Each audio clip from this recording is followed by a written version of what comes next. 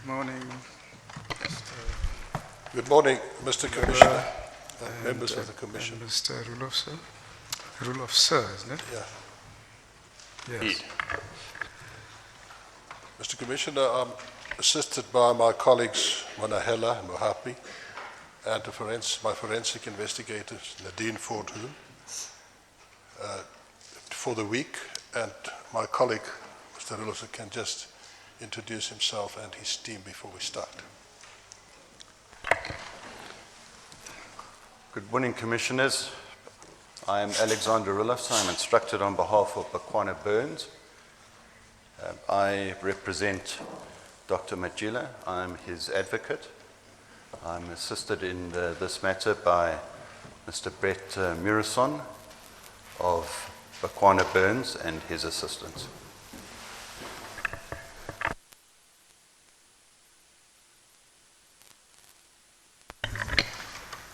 Mr. Commissioner, we are ready to proceed, but perhaps I need to put some matters on record before we start. Yes, please.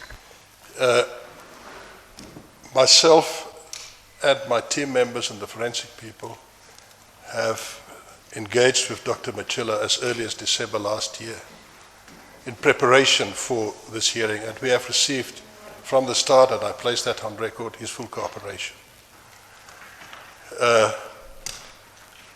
The date for this hearing was agreed well in advance to give Dr. Matjila proper time and the opportunity to prepare his statement, as he had to answer to obviously a lot of allegations about the PIC and about himself. The agreement was that we would be in possession of the statement of Dr. Matjila by Tuesday last week. Just give us the date. The date, the 2nd of July. I was advised by my colleagues instructing attorney that they are faced with challenges. We received it on Wednesday, a draft statement. Without annexes, I immediately forwarded it to the Commission. And we also met on Friday last week with my colleague and his instructing attorney, where we were handed a statement in hard copy, 5 copies. I was advised that there were serious challenges with preparing the bundle of annexures, which was an ongoing process till this morning. And still, there is no final, complete bundle of annexures. For the record, I just put it that we have endeavored from the start to give our full assistance to Dr. Matjila and his team to come prepared to this Commission. All requests by himself and by his team were immediately attended to. And it's not a question that we must provide. We had to approach the PIC, especially Mrs. Vilna Lowe, who did a sterling job, to provide information requested. Unfortunately, we're sitting in a situation this morning that all the annexures are not before the Commission. The Commission is not fully prepared, as I understand, as is normally the situation. But we've mentioned a possible compromise, that we will start with the first part of Dr. Matjila's evidence, and that we will then adjourn to allow the Commission to have sight of the full pack of annexures. A matter of concern further is the fact that the statement of Dr. Matjila has been leaked. It's already in the press over the weekend. And it's not a question of speculation. There is quotes from the statement in the press. Notwithstanding that, I've discussed it with my learned friend that by agreement between us and subject to the approval of the Commission, that the statement will be released in tranches. The first 80 or 100 pages will be made available to the press this morning, and then we will make the rest available during the week. Thank you, Mr. Commissioner. Is there anything you would like to add, Mr. Rulu, sir? Yes, thank you, Mr. Commissioner. Mr. Commissioner, I confirm what my learned friend has said.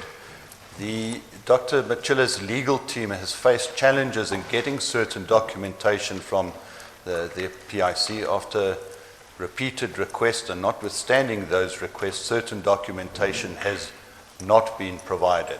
That has resulted in certain annexures that are referred to in his witness statement not being able to be provided by himself.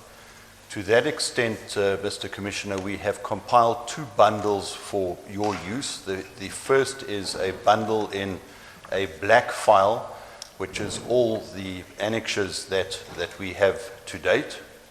And the second is a so-called supplementary bundle, which contains the annexures that have been received late, as well as certain other correspondence that, although mentioned in Dr. Matjila's statement, is not necessarily made an annexure, but we have provided it to you for completeness, and so that if necessary, if the Commission does want to refer to the content of that correspondence, it can do so.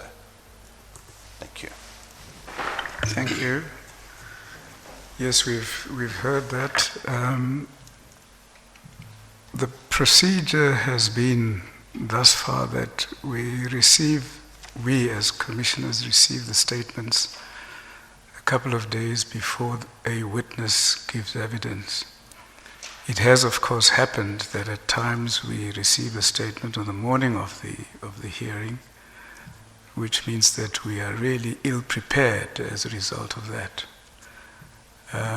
We expected to get the statements early last week, early last week, but we received what was referred to as a final version on Friday afternoon or evening, I can't even remember. So in a sense, and it was a 227-page statement that we got, referring to annexures, which we didn't have, and I think they were sent electronically over the weekend. So in a sense we are disadvantaged and not well prepared for the hearing of this evidence, but of course we are here. The matter was adjourned till today and we don't want to waste days. So that's why we are prepared to go ahead. But we do need time to acquaint ourselves with the annexures in particular. It's a big file. And of course, some of us are slow readers, so we're still busy with the statement as well. It's unacceptable that we see in newspapers this morning that there is a write-up about what Dr. Matjila's evidence is going to be. It seems clear, therefore, that either part of a statement or all of it has been leaked. We're not going to go into an inquiry as to who leaked and who leaked what and when. And we understand the position that has been taken by counsel that the statement then be released in tranches. Of course, the recipient of the leaked one might have received the whole statement, and so the others who haven't got the statement are going to be disadvantaged by the making available of tranches of the statement. But I think Dr. Matjila has a say in it, and I understand that he's fine with it being distributed in tranches. Okay, so that is what will be done. Anything further? All right, I think we're ready to proceed.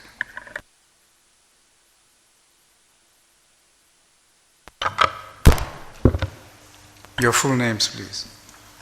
Daniel Mushi Matjila, Mushi Commissioner. Oh, Mushi. Double M-U-S-H-I. Yeah. Matjila. And the surname is spelled Matjila. Yes, Commissioner. Thank you.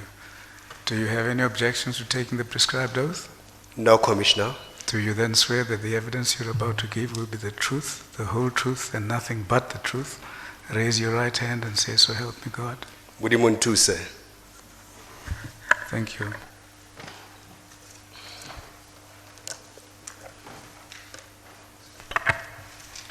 Thank you, Commissioner. Dr. Matjila, you are the former Chief Executive Officer of the PIC, is that correct? That's correct, Commissioner. And you are called here today in order to provide testimony and evidence concerning the terms of reference of this Commission inquiry, is that correct? That's correct, Commissioner. Mr. Rolofsson, can I just be sure we've got two versions of the statement? There might be amendments in the other one, but there's one that we've been working on, which was the final version that we got on Friday, and there's another kind of version. That's the version, Mr. Commissioner, the one on Friday. Friday version. Friday version. Sorry. Yeah. We have two copies here. So there's a tracked copy and there's a clean copy with big paragraphs. And the other one is small paragraphs. Would you just give me a moment to take an instruction, Commissioner? All right. Okay.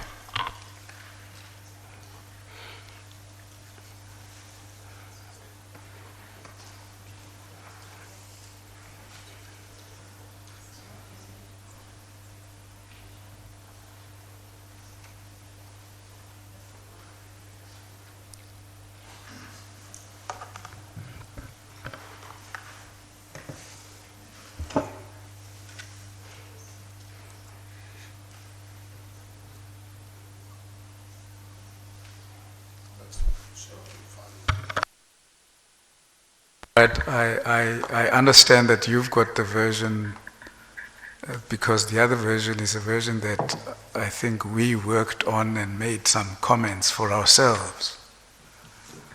As you please, Mr. Commissioner. So you can go ahead with your version. Thank you. Dr. Matjila, for your purpose of giving testimony before the PIC Commission of Inquiry today, which you're going to refer to in your statement as the Commission, you prepared a statement, is that correct? That's correct. And you did so freely and voluntarily for the purpose of assisting the Commission in achieving its aims in regard to the terms of reference. That's correct, Commissioner. I'm going to ask you to begin by reading your statement. You can skip the first two paragraphs. And I'm going to ask you to begin reading from paragraph 3. From time to time, certain paragraphs will be taken as read, so we will move over those, and at other times I'm going to interrupt you and stop you and ask you to explain certain things. So would you begin then by starting reading from paragraph 3. Thank you very much, Commissioner. Having been involved in the PIC for a considerable number of years, and indeed, having been its CEO since 2014, I have, with respect, a major contribution to make towards the finding and recommendation as the Commission may ultimately make to the Honorable President, State President, arising from this inquiry. Further, in making that contribution, I'm mindful that it must be completely frank and fully transparent in order to enable the Commission, and equally as importantly, the citizens of this country to properly understand the functioning of the PIC, the events which led to the appointment of the Commission, and my role in them, and the difficulty faced by the PIC whilst I was in the employ. If I may proceed, Commissioner. To that end, my statement is structured as follows. My own background and ascendance through the ranks of the PIC, contextualizing the PIC, the nature and extent of the mandate of the PIC, the extent to which this mandate has been executed under my leadership and impact thereof, the circumstances that led to my departure from the PIC, a specific response to the Commission's terms of reference, and my response to the events and transactions involving the PIC that have attracted media attention and even the public protector's involvement, and the problems in the structure and functioning of the PIC, and my recommendation in that regard. If I proceed to paragraph 5, Commissioner. From the outset, I supported... You can carry on until council interrupts you. Okay. Thanks, Commissioner. From the outset, I supported a commission of inquiry into the PIC and now welcome its eventual appointment. I'm fully committed to supporting its work, albeit as a former employee, hence my submission below. By way of background, I was born on the 18th of January 1962 in a small village of Hararsai in the Northwest Province. After passing my matric with university entrance requirement at Rantailani High School in Harangua in 1980, I took up an apprentice as a fitter and turner at Asia Electric in Pretoria West in an effort to raise funding for my university education.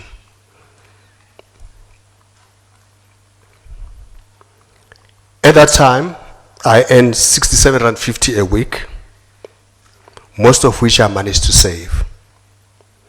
I opened my first bank account. I think you call it a stipend. That's true, Commissioner. That's true. I opened my first bank account with African Bank Limited, which was located in Harangua in those days. It was during this time that I learned an important lesson about being prudent with money. This is something that has stayed with me throughout my life, and I'm equally as prudent with other people's money as I am with my own. Within a year, I had saved enough to enroll for my pre-engineering course at the University of Fort Hare in 1982. Question here. Morning, Dr. Matjila. Morning, Commissioner. I've always thought you were from Limpopo, so, when I looked at this, I see that you're from Northwest. The Matjilas, are they from Limpopo or from that other province, Northwest? I think they are split between Limpopo and Northwest, and some in Botswana and Namibia, by the way. So we are all over. But I grew up in Harangua, Northwest. So do you speak Tswana or Pedi? I speak Tswana. Oh, Motswana. But I'm married to a Pedi, so there's a domination of Pedi in my house. Okay. But I accept that. Oh, Motswana. Yes, Motswana. All right, thank you.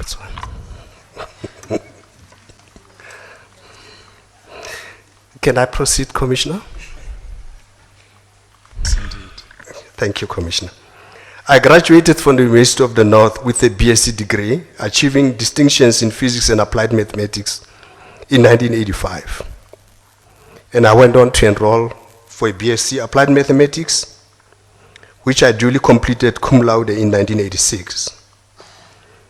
I proceeded to Rhodes University in Makanda to pursue a master's degree in applied mathematics in 1986, and I graduated in absentia in 1989. In 1988, I took up a lecturing position at the University of the North, UNIN, and in 1990, I enrolled part-time for my PhD degree at the University of Witwatersrand. I was awarded with a doctoral degree in 1994. My doctoral thesis was on mathematical approximation theory, titled The Lagrange Interpolation for Freud Weights. I also hold a postgraduate diploma in mathematical finance from Oxford University in the UK and an advanced management program diploma from Harvard University in the United States.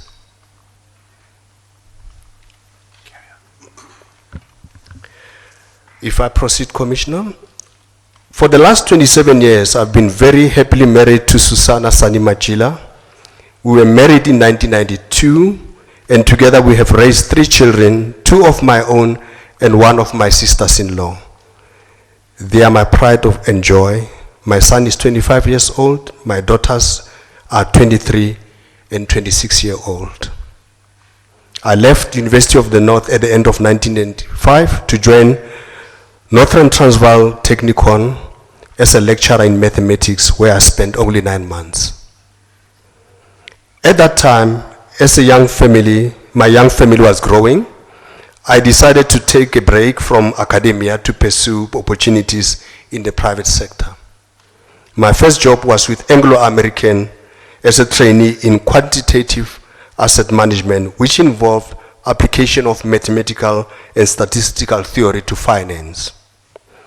Financial modeling and computer programming of these models were my main area of focus.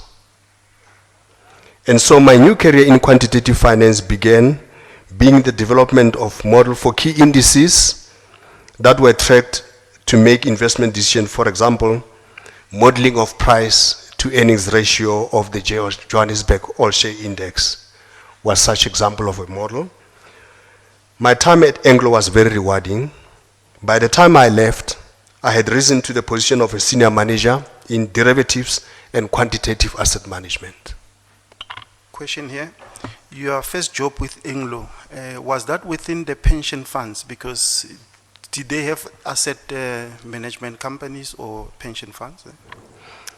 Through you, Commissioner, the Anglo group of companies had a huge pension fund that was managed out of Anglo head office, in addition to the normal treasury operations. The BS Pension Fund, SCORE Pension Fund, Anglo Plat Pension Fund, and many other group companies' pension fund were centralized and managed within the Anglo head office at that time. So we were responsible for that. Thank you. Dr. Matjila, before you proceed, may I ask you to explain to us briefly what quantitative asset management is? Commissioner, in brief, quantitative asset management is about applying mathematical and statistical theory to finance, developing quantitative models that can explain the evolution of an index such as the price earning ratio of the all-share index.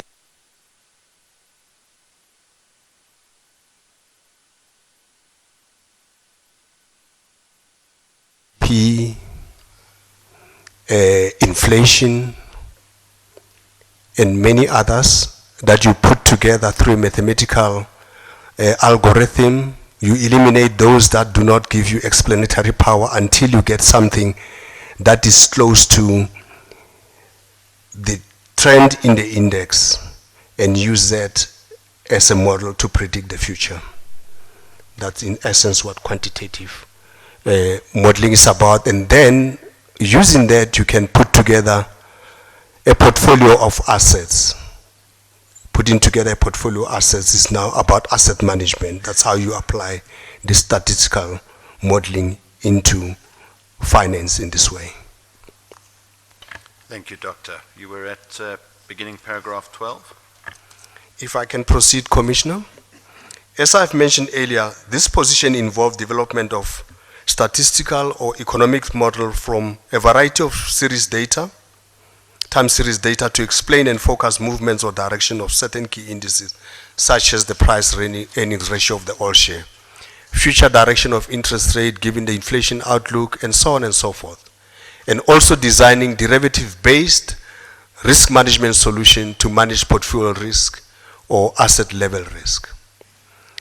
This is where I learned puts, calls, zero cost collars, fences, and so on and so forth. I also managed a portfolio of blue chip gold shares using technical analysis at Anglo American. If I proceed, I developed good business relationship with main counterparties to Anglo American, mainly banks such as Standard Bank, Rand Merchant Bank, international banks such as Merrill Lynch, Deutsche Bank, JP Morgan, Citi, Goldman Sachs, that were in the country at that time, and stockbroking firms and derivative specialists such as Cadiz, Mergens, Peregrine, and I'm sure Commissioner Dilicha will remember Lekhai Securities was part of, and is still part of the pool that I worked with even at PIC. Commissioner, a good working relationship based on trust, integrity, and mutual respect with investment banks and other role players in the investment ecosystem is crucial to deal flow and market intelligence. And this relationship were to stand me in good stead during my time at the PIC as regards its business dealings. I will also be eternally grateful to Anglo, in particular Ms. Sarah Bretz and her team for giving me an opportunity to be trained in a sector that I had no knowledge about. They gave me an opportunity. But as soon as I became proficient, this opportunity provided a major boost to my career. I also thank my crazy boss, the man that I used to report to, Mr. Doug Kramer, at the time, for being patient with me as I was trying to get up to speed with complex world of finance, an environment for which I was not academically trained. The training I underwent with Mr. Kramer was to have a major impact some years later, as this was the practice that I introduced at the PIC when I became the CEO, giving students from black universities training in asset management through the program called PIC seats within the PIC. Being able to help these students, as Mr. Kramer helped me, was one of the most satisfying aspects of my time as CEO of the PIC. I hope you won't misunderstand the use of the word crazy. Thanks, Commissioner. I won't. It's in loose sense. Yeah, in the loose sense. Complimentary. Complimentary. Can I proceed? If I proceed, Commissioner, in 2001, with 3 youngsters to educate, clothe, feed, and supply with Michael Jackson TDK cassettes in those days, I joined then the Liberty Asset Management, which, following a merger with Standard Bank Asset Management, will become Stanlip Asset Management. I thought that we had CDs by 201. I was wondering, TDK cassettes in 201? I was slow. I was coming from academia, so we couldn't really afford the TDKs in those days. And besides, we have invested a lot in the TDKs at the time, in terms of music and content, you know. Okay, Judge still has a cassette, so it's fine.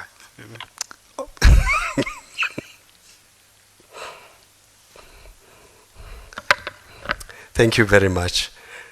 At Stanlip, I held the position of Senior Manager, Quantitative Portfolio Management and Derivatives, a position similar to the one I held at Anglo, albeit with a greater scope.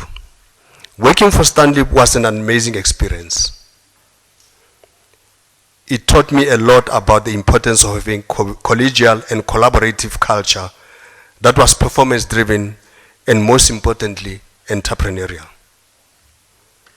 It was also at a time in which I learned the critical importance of giving people free rein to test new ideas and strategy to outperform benchmarks.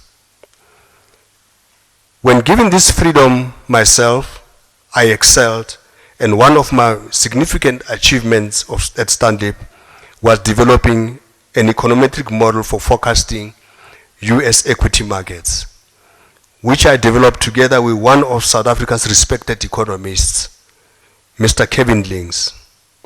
I think he's one of the best economists with whom I was privileged to work with. I'm told this model is still relevant today. They are still using it at Stanlip. And I hope it has been adjusted or improved to cater for the US president's tweets as well. Doctor, can I stop you there? You mentioned that you had learned critical importance of giving people free rein to test new ideas and strategies to outperform benchmarks. Has that remained with you? Commissioner, it has indeed.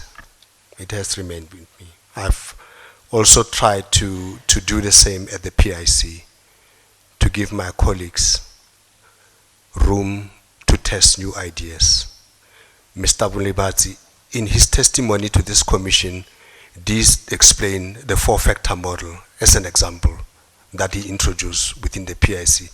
And we will show the commission later that it has worked wonders because we've been able to outperform benchmarks. Thank you. Commissioner, in August 2003, at the request of Mr. Brian Molefe, who was the secretary of the commissioners at that time, I was seconded to the PIC to assist in setting up a risk management platform. This was a department to deal with financial risk, which portfolios the PIC portfolios were exposed to. An appropriate framework had to be created to ensure that depositors' monies were managed prudently. Could you just push your mic a little further from you? This way. Yes, let's try again. Thank you, Commissioner.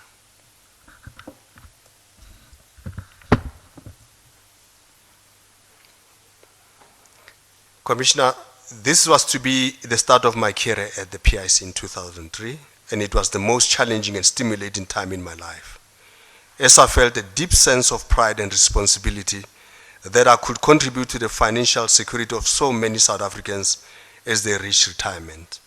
And incidentally, that sense of pride remained with me throughout my 15 years that I served at the PIC. Initially, I was employed as a risk manager. My main focus in the beginning was to implement a risk management framework that was developed by Deloitte, which the commissioners had adopted at that time. The framework focused extensively on the treasury function within the PIC, and I had to enhance it to cover key financial risks inherent in asset management. I started to develop a portfolio risk parameters for each of the clients, because at that time, they had no parameters created. And I'll probably explain later on that the commissioners had full authority over all the assets, depositors within the PIC. But what was missing, in my view, was a framework for each and every client that defines their risk parameters, risk appetite, and so on and so forth. Question here. Let's talk about seconded or secondments, which happened around 2003.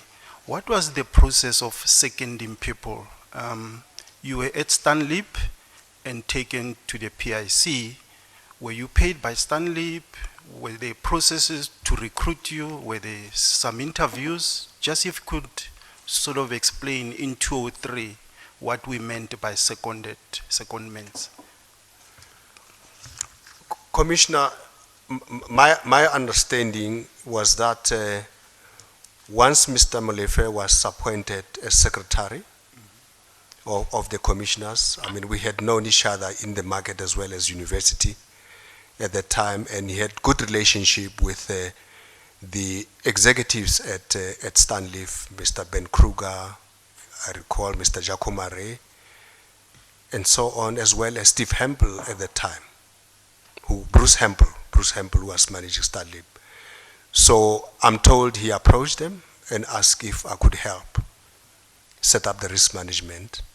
And they agreed, and I was told that I'm seconded to the PIC. So I was paid by Stanlip, or I was paid by PIC, if I understand well. I was paid by Stanlip, and Stanlip would reimburse the PIC. That is how it was done. So you may argue that I was probably handpicked. Yes. Yeah. So was there some process where there were other candidates, or were you just given the job to be the risk manager?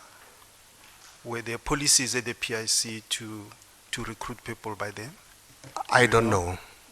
Because I was on the other side of the at Stanlip. I was just asked if I'm interested in the secondment. I said, why can't I do it? I mean, it's a big job, it's an opportunity. So I accepted. I don't know what were the processes and policies on the PIC side. Besides, I was happy to work in Pretoria because I've always lived in Pretoria. I was tired of the, the traveling to Joburg. Yes, but did you sign any contract, any employment contract by then, if you recall? The PIC, with the PIC? I can't remember signing a contract with the PIC directly because my understanding was that I was the employee of Stanley. Even after corporatization in 2005, I had to resign from Stanley to take up a full position at the PIC. So I was 100% an employee of Stanley, not the PIC at that time. Yeah. When did you sign the contract with the PIC then, the employment contract with the PIC? After being appointed the first CIO of the PIC, I signed my contract, I think it's the 1st of April 2005, just shortly after corporatization. I see. So for the 2 years, Stanley was paying your salary, but the PIC repaying Stanley. Absolutely. And you were in the employ of Stanley, basically. Absolutely, Commissioner. Okay. Yeah. Sorry, just to be clear on that, I think it was that PIC paid you and Stanley reimbursed the PIC. Is that correct? Or who paid you? Whose bank account did your salary come from? From Stanley. From Stanley. Yes. And my salary came from Stanley, and PIC reimbursed Stanley. And PIC reimbursed Stanley. Yes, Commissioner. So the PIC in essence was paying your salary, but you were in the employ of Stanley. Yes. Yes. So in many ways, it seems like you were a service provider to the PIC. That's spot on. I think that's... In some ways, in some ways, yes. The PIC was paying Stanley for your services. Yes. Yeah. Looks like. Yes. In fact, we'll discuss that later on. A lot of professionals that are found at the PIC were not employees of the PIC itself. PIC had no employees. Employees belonged to Treasury, or they were contractors and service providers contracted to perform, certain technical functions like finance, asset management. I was one of those who were helping on the risk side. Thanks. Can I proceed, Commissioner? Yeah. I'm on paragraph 18, PIC in context. When I joined the PIC, I was under no illusion that the gravitas and the significant, I was under no illusion about the gravitas and the significance of the position I held. The position had closed the PIC had closed the 2003 financial year with 308 billion of assets under management at that time. Mr. Trevor Manuel was the finance minister, and Mr. Mandi Simpatla, the deputy minister of finance and also the chairman of the PIC. Mr. Mpatla took over from Commissioner Jill Marcus, who was the deputy finance minister between 1986 and 1999, if I'm correct. It then became a tradition in the post-apartheid period that a deputy minister of finance became the chairman of the PIC. This tradition is still in practice today. The Minister of Finance was the sole trustee of the Government Employees Pension Fund, which was the biggest client of the PIC at that time, and it still is. The key depositors at the time were Government Employees Pension Fund, Department of Labor funds, in particular the Unemployment Insurance Fund and Workmen's Compensation Funds. We had Skills Fund, and from the Department of Justice we had the Guardian Funds and other smaller public sector funds, including the Auditor General. Those were the depositors at the PIC in 2003 when I joined. The commissioners at that time... Can we go back to paragraph 18? When the PIC Act was done, Do you know why they didn't formalize that the deputy minister becomes the chairperson of the PIC? By any chance, do you know why that was not included in the act? We've looked at the act as well as the previous financial report. There's nowhere where this matter is raised or the reason is given. We haven't seen that anyway. Why they didn't make it formal? Yeah. It's no way. Like it's no way. So Yeah. when Parliament was discussing the act, it never arose probably. It probably, I would imagine. Yeah. You're talking about the Act of 2005? Or Yes, 205, yes. The 205. Yes, the Corporatization Act, why didn't they include that the deputy minister becomes the chairperson of the PIC? Formalize that one. Yes. You know? I don't know really, Commissioner, I must be honest with you.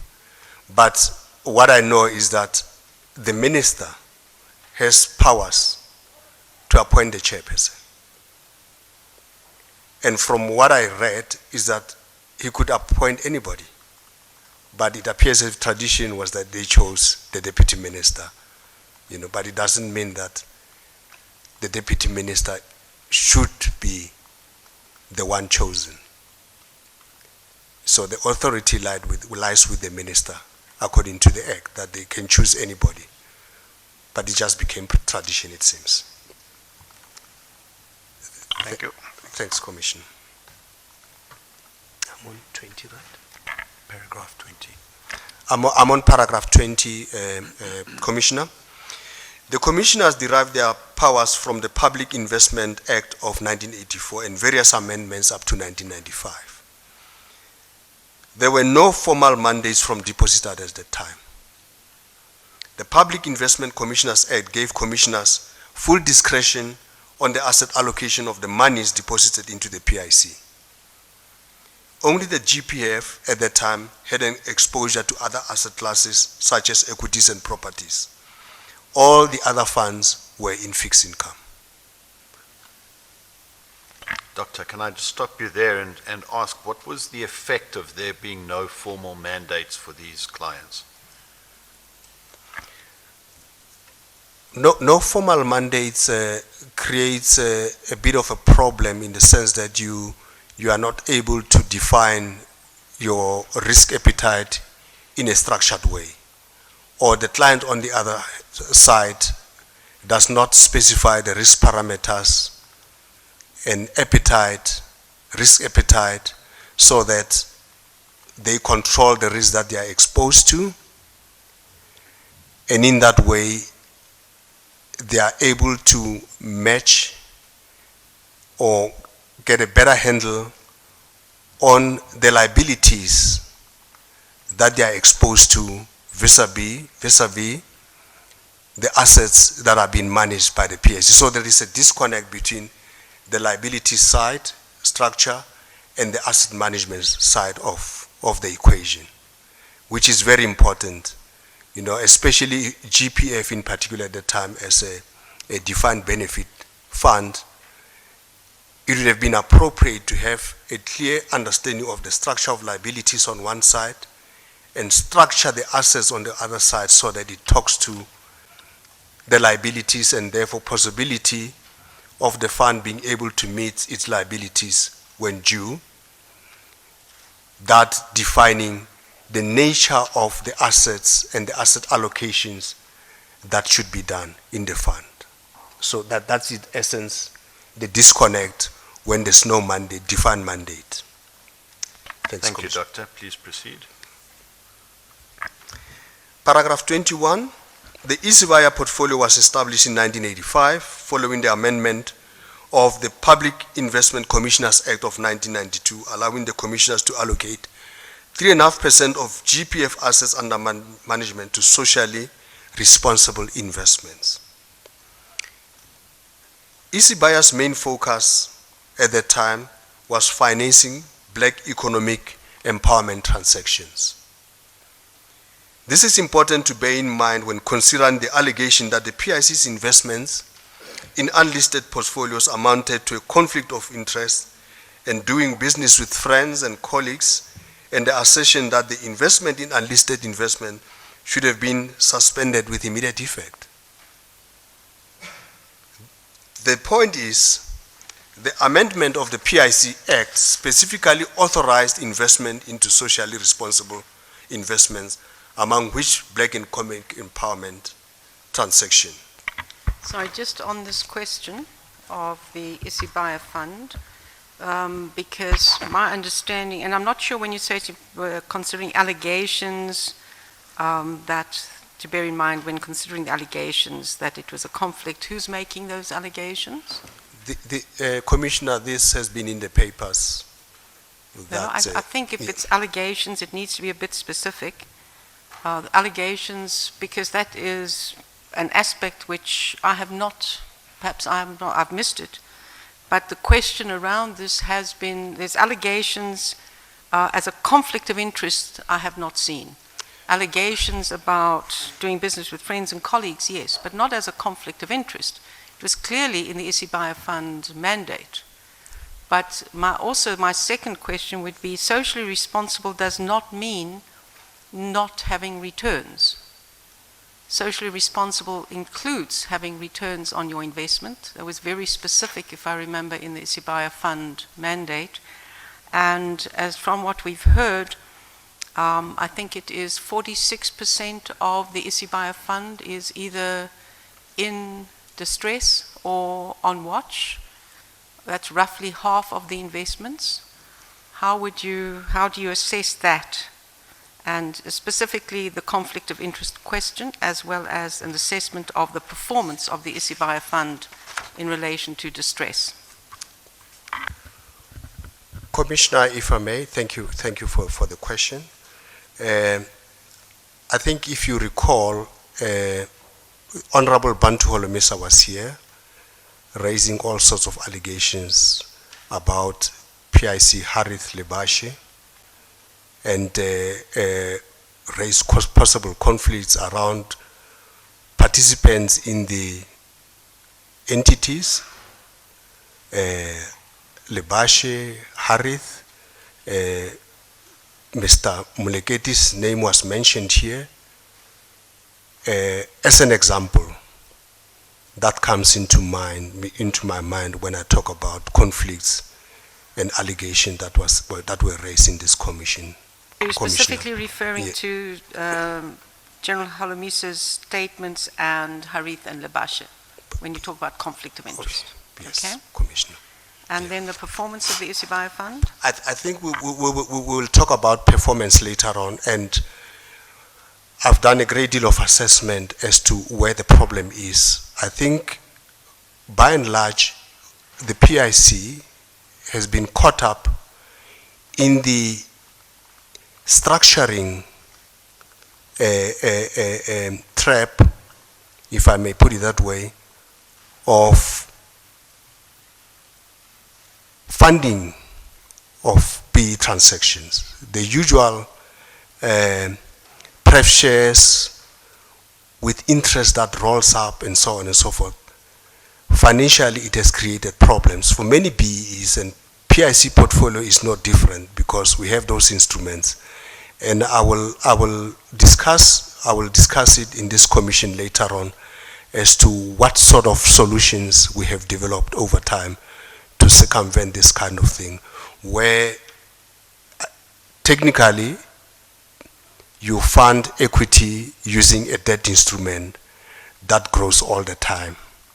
And therefore, if the company that you're financing, or the underlying company, is not performing in line in a way that it will be able to service the instrument, this interest instrument that you've put in, whether it's a pref share or whatever, this interest roll up simply outpaces the equity, and you end up with negative equity in the long term and a terrible portfolio, if I may say that. So no, but that you're aware of when you made those investments, that is what was. I mean, what is the total investment in Isibaya Fund? How many billions is the total investment of the Isibaya Fund when you were last looking at it? Yeah, I've looked at it 7 months ago. Well, If my memory serves me well, I'm sure it's somewhere in It the is somewhere, documents. but Should just be offhand. it should be close to in excess of 100 billion. Yeah, I think yeah. in excess of 100 So billion. 100 billion, it's more than that. Yeah. But It we could be can more look up than the that. exact number. Yeah. But the question I'm asking you is within that, if roughly half is at risk, that is a significant proportion of investment at risk for the GEPF and other clients? I think half in monetary terms, but it doesn't mean the securities, half of the securities are in trouble. If you do the analysis, you will see that AfriSem, for example, takes a large component of that underperformance. So in other words, big investments now lately, if you look at the Stein of Lancaster that we will discuss later on as well, in value, it contributes quite a significant amount in the portfolio. It makes the portfolio look terrible in that way.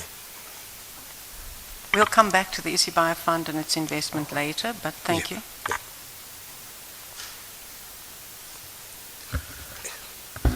Yes, I think I'm struggling, Chair. I've seen this thing on TV with kids, so it's the first time I approach the mic in this way. So you'll have to bear with me. I'll keep on, getting too close. That's fine.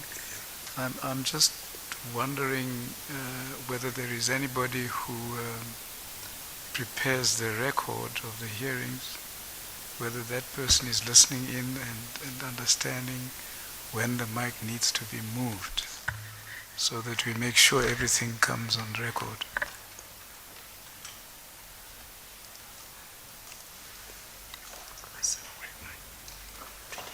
But in the meantime, you may carry on. Okay.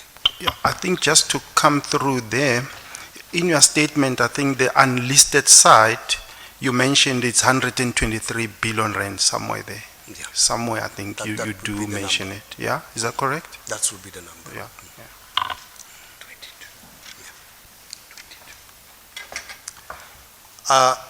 Commissioner, can I proceed? Yeah. I'm now on 22. The PIC Act of 1984 and its various amendments up to 1985 gave the Minister of Finance powers to appoint commissioners and to preside at meetings of the PIC. In other words, the minister himself. The Act also gave the minister the power to appoint a commissioner as his substitute to preside over meetings of the commission in the absence of the minister.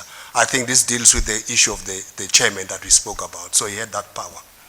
As I mentioned earlier, the Minister of Finance was the sole trustee of the GPF, which was the biggest client of the PIC at that time. So all we're saying is the minister had authority to appoint the chairperson of the PIC if he's not chairing the meeting. The chairperson, who it will be remembered is the Deputy Minister of Finance, preside over full board meetings of the PIC and is not a member of any other committee, including the investment committee.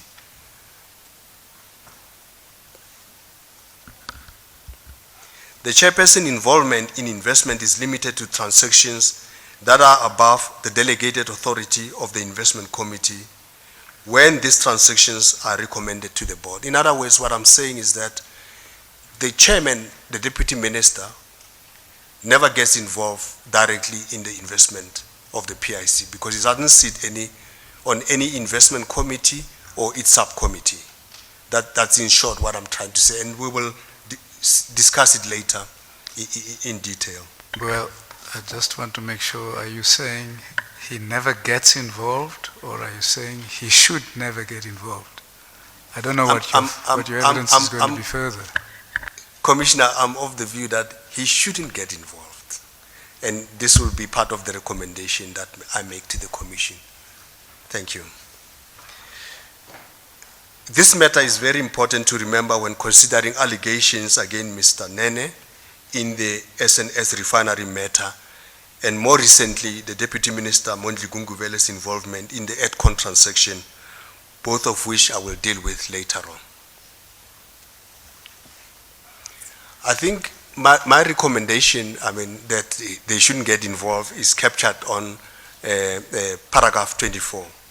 It says, the rationale for the chairperson's limited involvement in investment is because the PIC is a major investor in the bonds of state-owned entities or state-owned companies, and hence there will be a conflict of interest in the chairperson, who is also the Deputy Minister of Finance and therefore represent the state, being involved in decisions to invest in very enterprises that fall under the purview of the Finance Ministry. The Deputy Minister is the second in command in the National Treasury, a government department that is responsible for the finances of the nation and the custodians of PFMA. So we believe that it's better if they are not involved in investment for this reason, that there's a huge exposure through government bonds. A question here. It always reminds me, Commissioner, if I may, of the Enron issue where the pension fund in Enron were forced to invest in Enron stock to support it. And once Enron went belly up, the pensions were in a serious situation. That's the conflict that I'm talking about.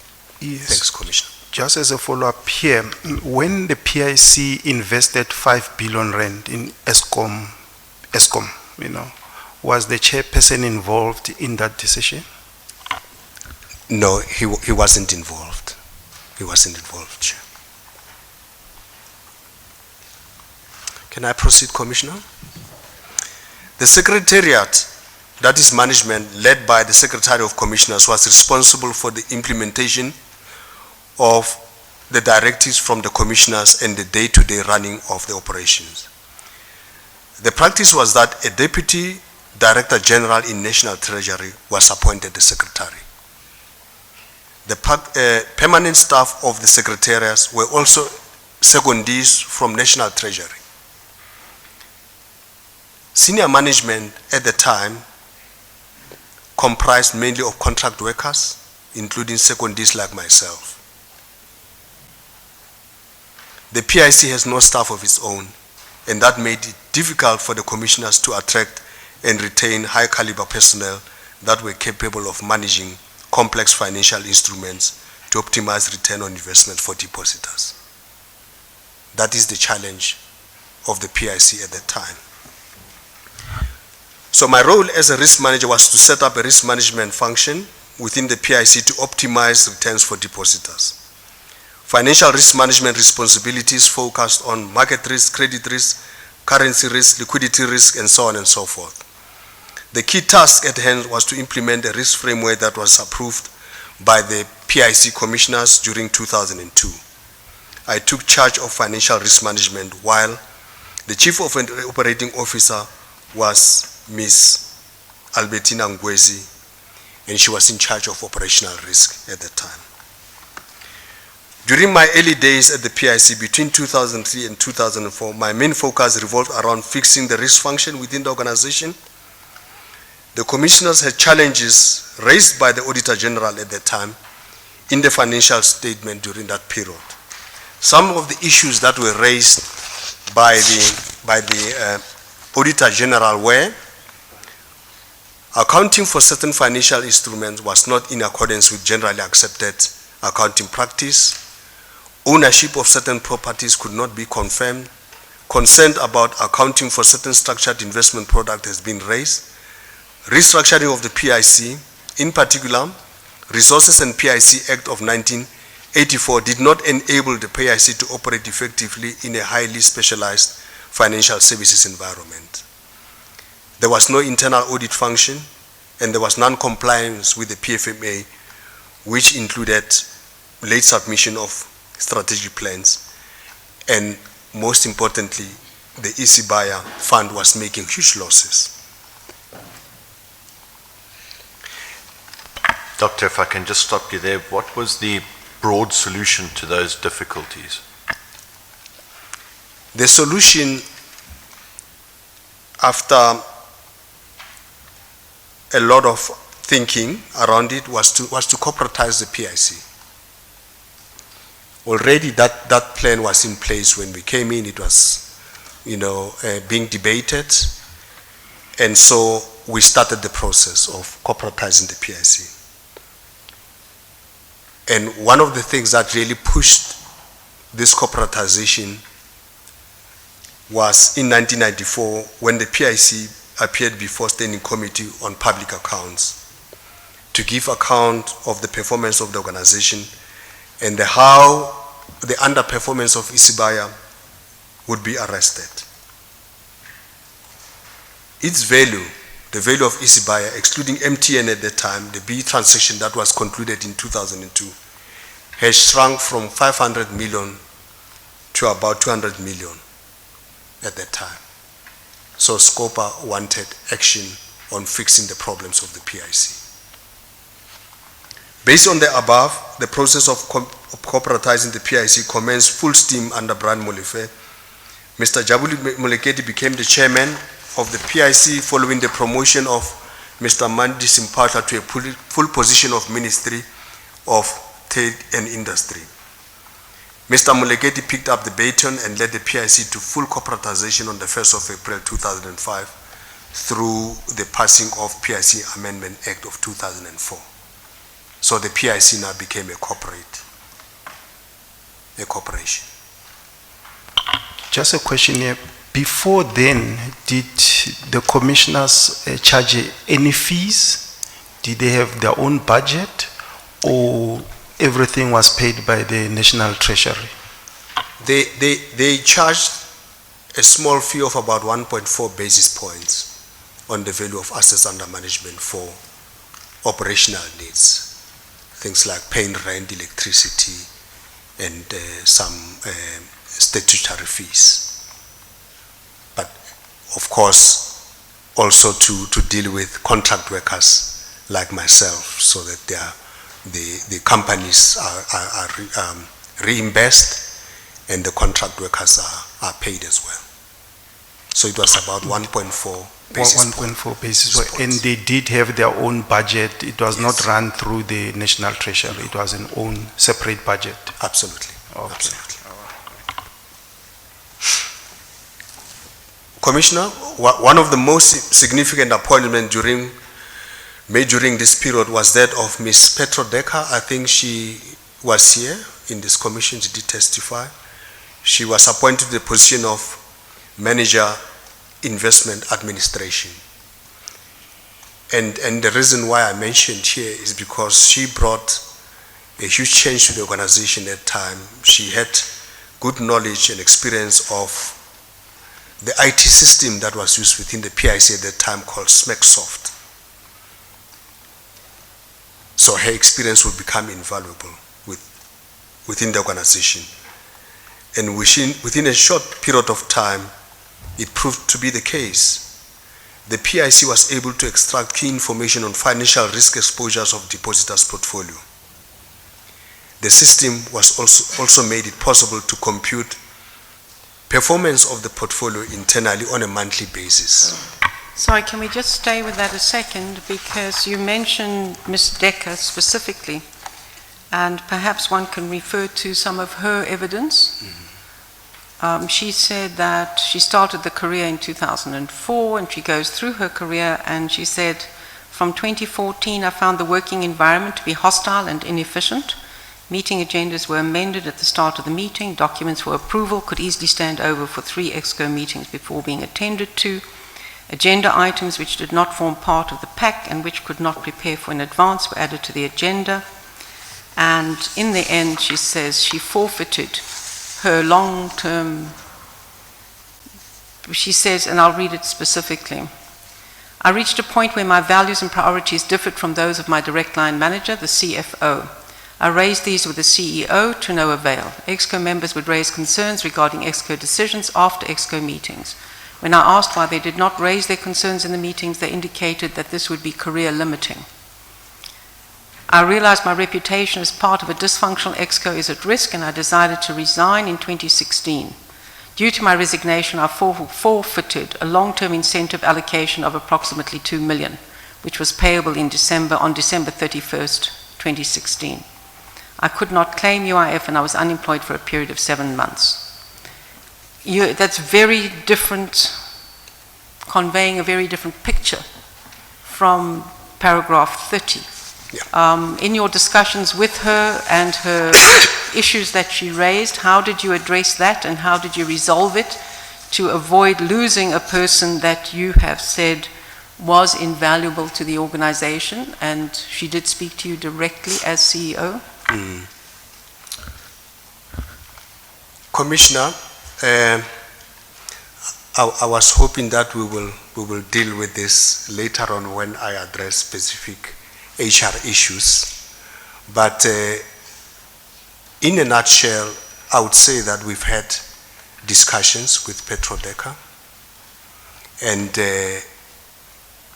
probably what is not been said, I think the evidence was led by Ms. More that I persuaded her to stay, and unfortunately she had put it officially that she wants to leave, and it became very difficult for her to retract her letter of resignation,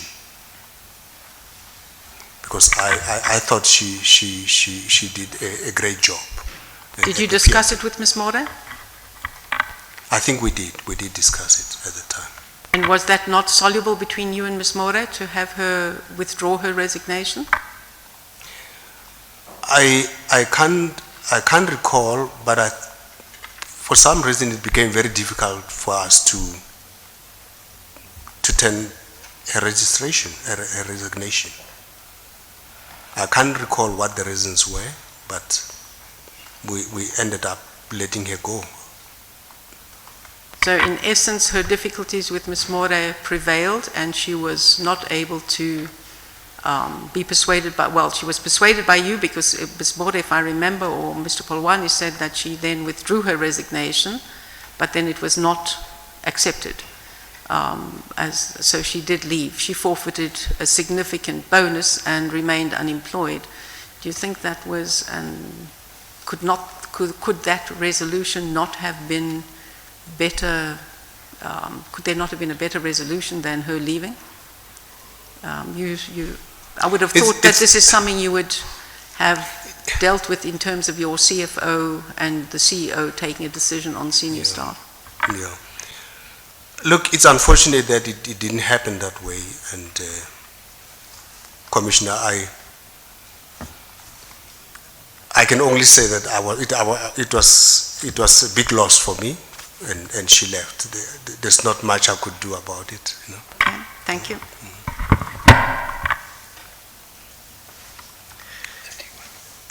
Commissioner, I'm now on 31, talking about some of the achievements during 2003 and 2005. We spoke about corporatization, which we achieved in 2005. Good, solid growth in assets under management, growing from 307 billion to 461 billion, representing about 22.6% compound annual growth rate over the 2 years. Doctor, can I just stop you there? Would you be able to explain to us in brief what the reason for that solid growth was over that short period of time? Commissioner, I believe that the better risk management platform helped.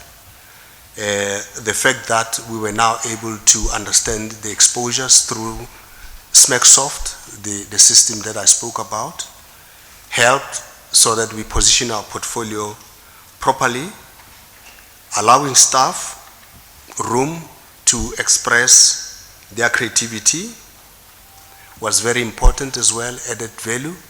When we joined, by the way, if I can just explain this, when I came to the PIC, the equity team at that point were not allowed to sell any stock.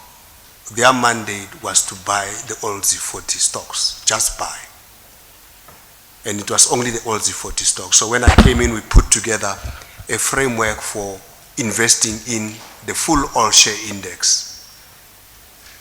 and also ability to sell as well. We put in place so that we can optimize the portfolio at that time, at any point in time, and that has added significant value to the portfolio. In addition to that, the economy was doing fairly well. We were moving from a period of high interest rates to low interest rate and low inflation environment at that time. And the portfolio structure was biased towards fixed income securities. So that asset allocation really gave the portfolio impetus at the time where we were also increasing the exposure to equities, and equities were also running. So the environment was great. The environment was great. Sorry, just in relation to that, because yes, that was a period of significant growth in the economy. It was a very favorable environment that obviously boosted correct investment. Certainly had a significant contribution to make to that growth. How much was the contribution of the ongoing contribution in terms of the 15% and 7%, the 22% per pension earning? So the GPF growth in contributions from the civil service employees, and that obviously is then invested. So there was a growth in terms of what was being invested coming from the civil service itself, which was very, if you like, much higher than now, where you've got a lot of more pensioners that are outflows. How much of the contribution came from the ongoing investment from civil service employees and the question of growth in the assets that were under investment to contribute to this sterling growth of roughly 150 billion rand? Yeah. Commissioner, that's a great question. We haven't done that in-depth analysis, but I'm sure we can get it from the PIC to do a proper attribution of what was the amount of inflows or net inflows into the fund versus the growth in assets due to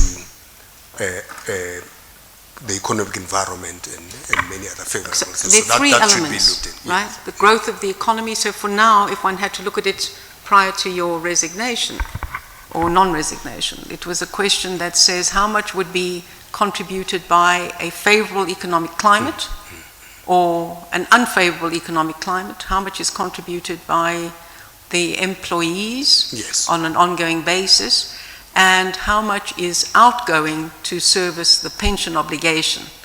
So I would have thought that as a standard practice you would do that on a regular basis, or is that done through your actuarial valuation?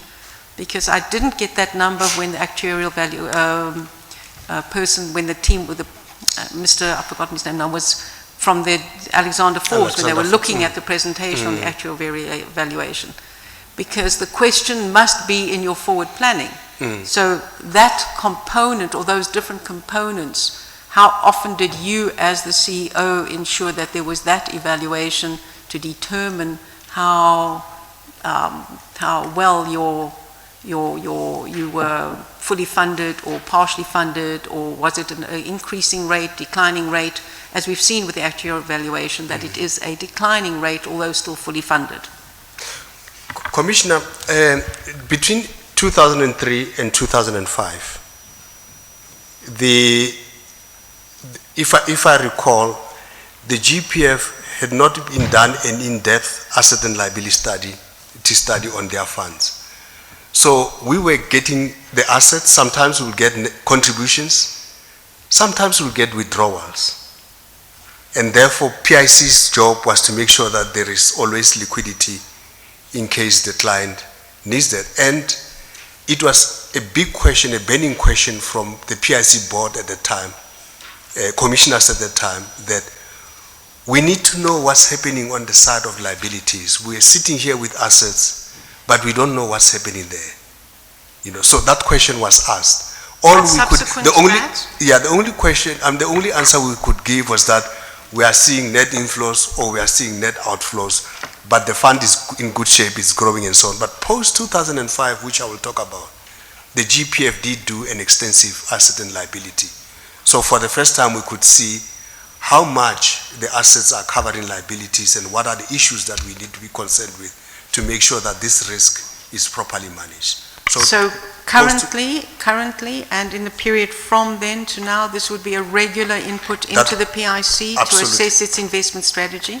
Absolutely, that has happened. And to a point which I will discuss later around how we propose a change to the investment strategy of the PIC from as early as 2014, when we realized that the economy is facing headwinds. And that slow economic growth is going to slow asset growth.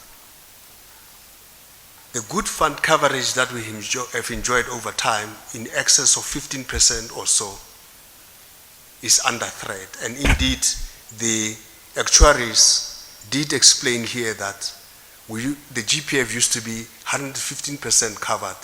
They are now at 105. The PIC is outperforming benchmarks.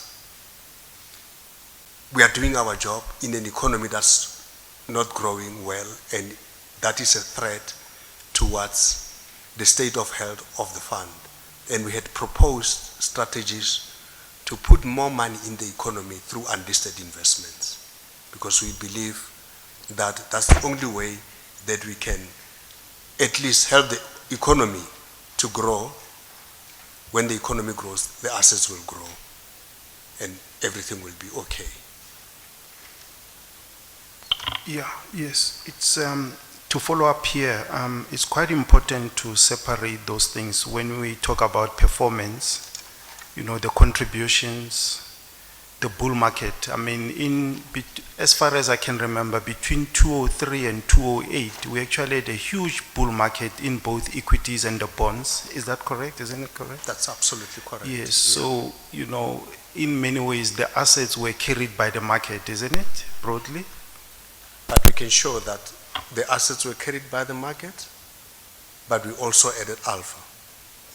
We have some added alpha. There was some alpha there. Yes, we put some butter on the bread. Okay. Okay. So the bulk was the market, but you did add some value to something there. And again, I must commend the GPF at that time, post the 2005, an extensive asset and liability study that they did that informed an almost perfect strategic asset allocation, which we will discuss later on, you know, developed by Riskura under the leadership of a fellow called Jared Kransbeek. And John Oliphant was the principal officer at that time, and they put together a good strategic asset allocation that has helped in generating the amount of wealth that we are seeing in the fund, in addition to the additional alpha that the PIC has generated on top of that. Thank you. You can proceed. 313, some of the transactions that were concluded within Isibaya was Investec Tiso Peu B transaction, warehousing of the 15.1% Telkom stake from Tintana when the Malaysians were exiting on behalf of Elephant Consortium. Those were the big transactions between 2003 and 2005. But most importantly, operationally, we started upgrading our IT infrastructure, especially that the asset and liability study was done that pointed towards a more diversified portfolio and slightly complex portfolio that requires an appropriate IT platform to handle. Shareholder activism? We're going to come back to the IT matters, but if you could just briefly address the questions that came up repeatedly in presentations and testimonies before this commission of the extent to which, I think if I recall correctly, it is the Isibaya funding that is still manual, and that there is a human intervention possible and occurring in a number of areas, not just the Isibaya Fund. If IT infrastructure was upgraded as late ago as that is, 2005 to 2018-19, why would a significant component with huge investments be still subject to manual practice, which allows for human intervention? Commissioner, the first focus on the upgrading of IT infrastructure was the listed component of the portfolio, which we must understand that it was about 95% of the assets. We were still on Smacksoft.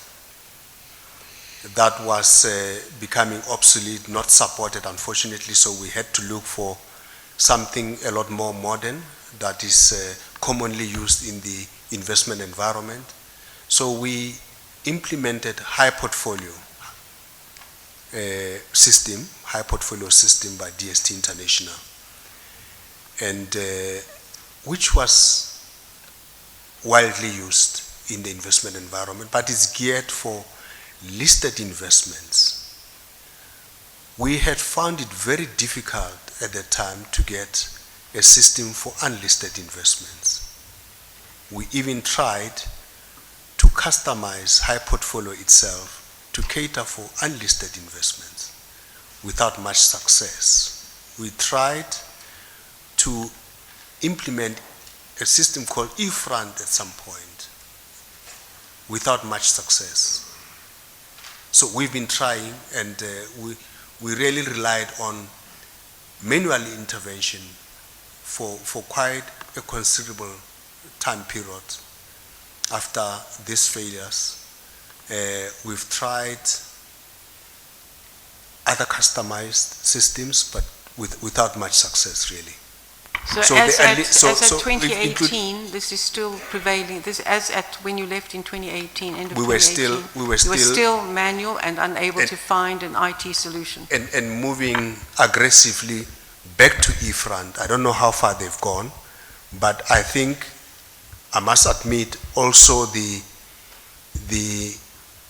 implementation project, the project of implementing eFront at that time was not done properly. And we've learned from that. When I left, the team were making steady progress towards implementation of the eFront system.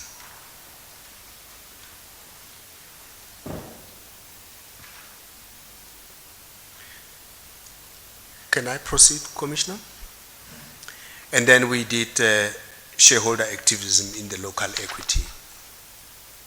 I think Mr. Molefe at that time was quite a lot in the news around Sasol, around this and that, Balloweld, trying to drive transformation and shareholder activism in that area. And then we started refurbishing and upgrading our retail portfolio, especially those that are in the townships. Can I just ask for clarity? Shareholder activism was a strategy to either have PIC nominees on the boards, or was it shareholder activism by appearing at annual general meetings, or both?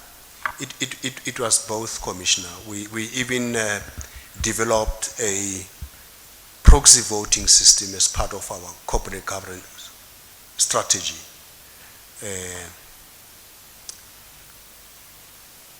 We were quite active in that space. I'm sure my colleague Dion Buota at that time used to head up that area. There was a lot of engagement all of a sudden, and in trying to sustain the portfolio by being active.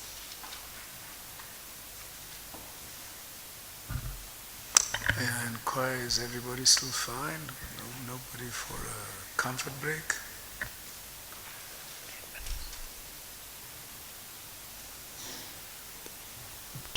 From this side, thank you, Commissioner. We're still fine. You may proceed. Thank you, Commissioner. I'm now on PIC post-corporatization. This is 2005 to 2010, Commissioner. 32.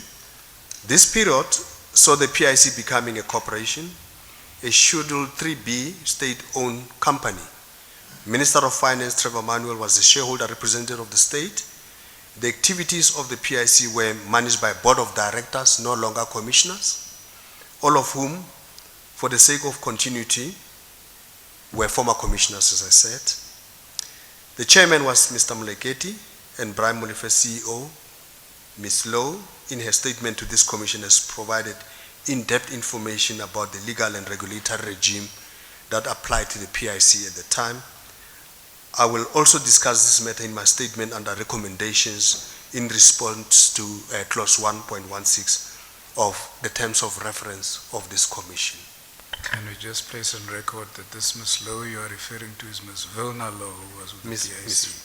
Absolutely. There is a second Lowe that has been thrown about in this commission, so we need to know which one are we talking about. This one is owned by the PIC. It's Lowe of the PIC, not the other Lowe. Thanks, Commissioner. Can I proceed, Commissioner? The Board of Directors. The new PIC Act also made provision for the Board of Directors to manage the affairs of the corporation in terms of the Act. Upon corporatization, the commissioners, Ms. Mtoba, Mr. Ignatius Zihule, Mr. John Stradom, Mr. Velin Tombela, Mr. Zexitole, and Mr. Waja became the first non-executive directors of the PIC. The executive directors were Brian Molefe and Ms. Albertina Ngwezi, now Kekana. I was extremely proud to be the first CIO, Chief Investment Officer of the PIC. So I resigned from Stanley to take up full employment at the PIC as its first Chief Investment Officer. Doctor, Sorry, go on. if I can stop you there, what was the date on which you were appointed the first CIO? 1st of April 2005. Okay. Question? Yeah. Okay. A question here. So I just want to dwell a bit on this section, this paragraph, because I think it doesn't come up somewhere, you know, in terms of the board, the skills required by the board. Because I know that all these people here, most of them actually, all of them are chartered accountants, if I recall. I think I know some of them. And which is fine. I mean, you know, by then it's fine. The board has changed now. But what would you say are the required skills in a board of the PIC, you know? And as you know, you got legal skills, actuarial skills, IT skills, cybersecurity, and others, you know. What would be the key skills sort of required on the board of the PIC from now on into the future? Commissioner, Do you deal with it somewhere? I deal with it somewhere later on, but I can be quick on that. Yeah. What is important is to understand the business of the PIC. It's about asset management. So you will need dominance of directors that understand and have experience in asset management. But at the same time, there's a company to be run. So the body of knowledge of the board as a whole must be able to drive company strategy. IT is critical. It's become even more critical now. Even King recognizes as an important component of business, especially as the commissioner has said, why are we still on manual intervention at this point in time? So as the PIC is becoming even more global, investing elsewhere in Africa, in the continent and across the world, a better platform is required. So you need those skills on the board to understand the IT requirements that will make the PIC a better manager. Legal agreements. Investment, you can't separate investment from legal. Legal becomes an important component of an asset manager's ability to generate returns. If your contracts are weak and so on, you have a problem. Corporate governance itself, You need a strong person that can assist in advising on corporate governance internally as well as in investee companies, so that there is sustainability in the investment that we make as well. So you need an HR, of course. You need those skills because PIC relies on people. So you need to understand all of that to put together a board that will be able to drive the affairs of the company, with majority being in investments. And I make a recommendation that those that are in investments, there has to be a process of, fit and properness, clearing them in one way or the other to ensure that they are able to carry out their duties responsibly and effectively. That's in short the nature of the board. Briefly too, is that what about a person from the continent, and what about a global person in asset management? What about engineering skills? I mean, you are in malls and infrastructure. What about those kind of skills? Do you need them on the board? You do need them, but you also have to recognize the PIC business, that I'm sure it's been said here that there's 2 trillion managed under one roof, and we're trying to be almost 5 biggest asset managers under one roof, with a board of about 15 dealing with the investment affairs of the organization. It's a huge task. I mean, later on, Commissioner, if you allow me, I will make a recommendation as to what I believe is the most effective structure, so that you don't end up with a board of 30, so that you are able to cover all these areas. But you can have small boards dealing with certain specialized aspects of the business to be able to give you better service in that way. You do mention it somewhere else. We do mention it. I think we can tackle it there. Yeah, definitely. Yes, All right, thank you. You can proceed. Sorry, if I could stay with that paragraph.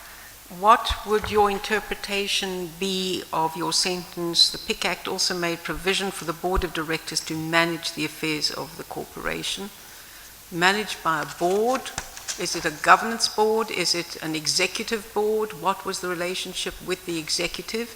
If your sentence is manage the affairs of the corporation, where does the responsibility for the day-to-day running of the organization lie in keeping with that sentence? I envisage a delegation of authority from the board that directs management. So it's only, but the question is either it's a governance board or a management board. So is this a management board? Was that the interpretation, that this is a management board, and therefore the involvement of your non-executive directors in the actual affairs and committees and working was in keeping with that act? Because the delegation of authority is different from sitting on committees. Absolutely. Because then in essence, if it's a management committee, who oversees the management committee of the board? Yep. It's overseeing itself. Yeah. Commissioner, as it is here, it's the board of directors at the top, non-executive directors and probably 1 or 2 executive directors in there. But then they'll have to create a delegation of authority that they will pass on to ExCo executive management to perform the day-to-day activities of the organization under the supervision of the CEO, of the chief executive. I understand that. Yes. What I'm asking is in the working of it, because there's a very different function required from a governance board that sees that things are in place and delegation of authority, and a management of the corporation. You refer here to manage the corporation. What was your understanding? Was it then a board that was part of executive function or governance function? Because this is, if it's simply a delegation of authority, that can still be a governance board.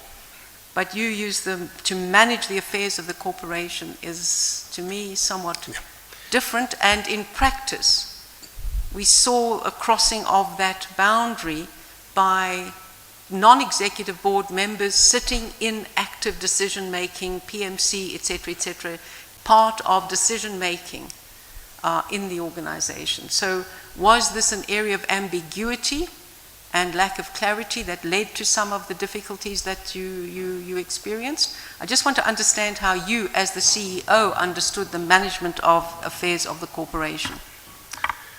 Commissioner, my understanding is that we have a governance board at the top.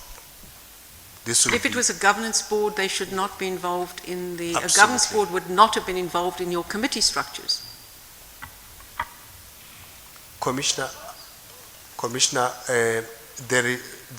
my understanding is that you have a board at the top, which deals with governance, and below it will have investment committee. Those committees that meet once a month or whatever.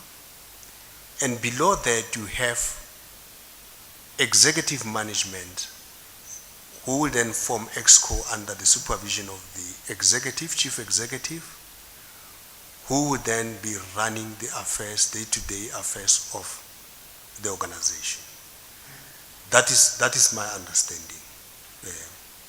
Okay, if we could, I'll come back to that later. If you look at your question, you were extremely proud to be appointed the first CIO. Was there an advertised process? What was the process by which you became a CIO in terms of PIC practice? Was there interview, was there advertising, or was it simply this is what you had been doing and you're the right person for the job? Okay. My understanding at the time that there was no PIC process as in corporation. As I mentioned earlier, the staff that was within the PIC were seconded from National Treasury, including the secretary. Those that were not belonging to Treasury were mainly contract workers or secondees from elsewhere. The only time that the PIC started its own recruitment policies and really corporate policies was after corporatization. Now, I was told if I'm interested in a position of CIO, and the new board agreed, as I understand it, that I could be appointed, and I was appointed the first CEO on the recommendation of the then Chief Executive Officer, Mr. Molefe. So there was no advert, there was no necessarily a process of interviewing other people and so on and so forth. I was given an opportunity to become the first Chief Investment Officer of the PIC. Just a follow-up there, and I'm not trying to be difficult or whatever. Were you close to Mr. Molefe? Were you close to Mr. Brian Molefe? Did you know him well?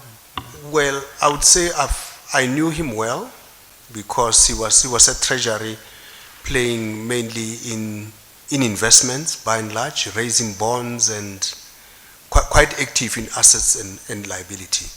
So that is the nature of the interaction. I was also at Stanlip at that time in the investment space. So that is the nature of the interaction. We would do road shows to raise bonds with asset managers and so on. You know, so it's I've known him personally, but professionally as well. I think let's go back to the board in terms of whether it's a governance board or a management board. And I'll tell you why. Here's a question. Does the board have the power to hire and fire executive heads? You know, like the suspended Mr. Madavo and Mr. Siani. Just as one question, just to look at this issue. Currently, the board of the PIC does not necessarily. They do have authority as the board. I assume that they can take any decision, but that has to be informed by executive management making a recommendation to them, because I would have thought that they rely on the executive in terms of the performance of executive and junior staff, because they are not at the core phase. They don't get to see what's happening in the operation. So that responsibility lies with the chief executive officer to advise the board on performance or many other things, including termination. But they don't get to termination as low as a senior analyst or an analyst. I would have thought it doesn't look good. That should be the responsibility of the manager, senior manager, that they report to. To ask it differently then, can the CEO terminate or hire the executive heads without the board knowing? Or this must be passed through the board and it's got the veto powers to say yea or nay? Chair, in the appointment of senior executive, I mean the MOI, if my memory serves me well, it says that the CEO can appoint, but the practice that I have adopted was that in the process of appointment, we invite, if it's an HR specialist, as an example, we'll invite the chairman of HRRC to be part of that meeting, because it's a very high position. If it's IT, we'll invite the chairman of the committee that deals with IT, and so on and so forth, so that they at least also advise on suitability of such a person. If it comes to firing, I would always consult with them to say, I have difficulties with so and so, I feel they are no longer able to add value to the organization, or, and therefore request that they be terminated, or advise or inform them that I consider terminating them. In most cases, they've never said so, no, because I would produce evidence to that effect. But technically, that area, would you say it belongs to the CEO? If the board says yea or nay, the CEO can decide to go ahead. I believe, irrespective of the board's decision. Sorry, Commissioner, to keep jumping in here. I believe that the CEO must be given space to put together the team that he believes will assist him in running the affairs of the organization. It's good to consult the board. I think it's a good thing to do, but at least the board must give them authority to put together their own team as far as possible. Thank you. Yeah. I just want to make sure of the terminology used in the Act, PIC Act. That first line of paragraph 33, is the word manage used in the Act? No, the first sentence says the new PIC Act also made provision for the Board of Directors to manage. Is that the word used in the Act? Commissioner, I will have to check. I want to be honest. Let me check that. This statement was written by a mathematician, so we may have problems in terms of terminology. Fine. Okay, you can come back on that. Okay. But just to add is that the MOI actually says that the company is managed by the board, but of course, as you say, that there are then delegations of authority, So I just wanted to check those delegations, would they be powerful enough to say the CEO takes this decision whether to hire or terminate employees and all that? Am I clear? Yes, Yeah. you are clear. Okay. Yeah. I think those delegations are clear. They are clear in terms of who does terminate, who suspends. They are clear. They are clear.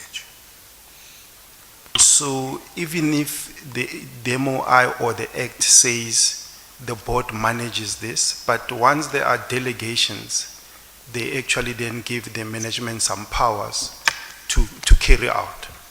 That is my understanding, Commissioner. That is my understanding, Commissioner. Does your understanding go so far as to say that the board has authority to suspend or even fire employees of the PIC?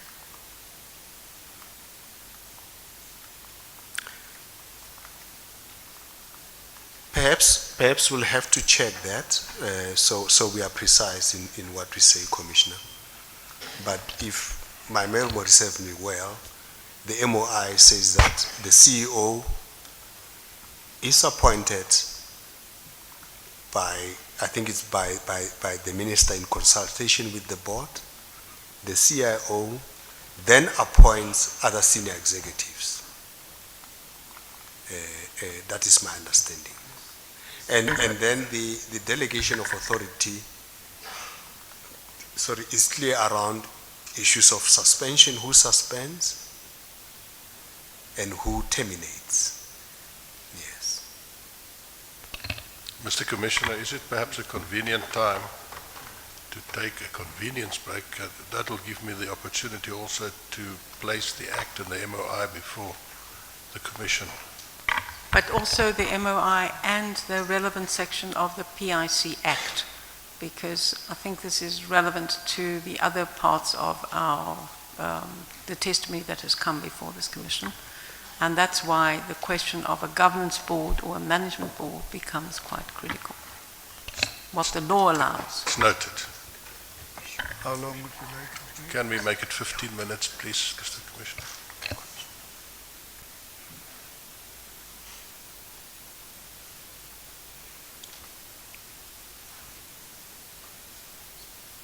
Yes, we'll adjourn until 12:10.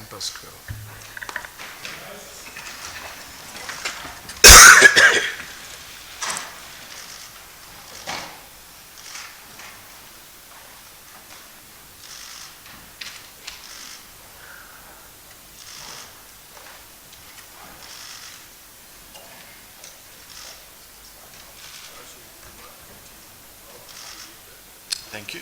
Yeah, no, I certainly do.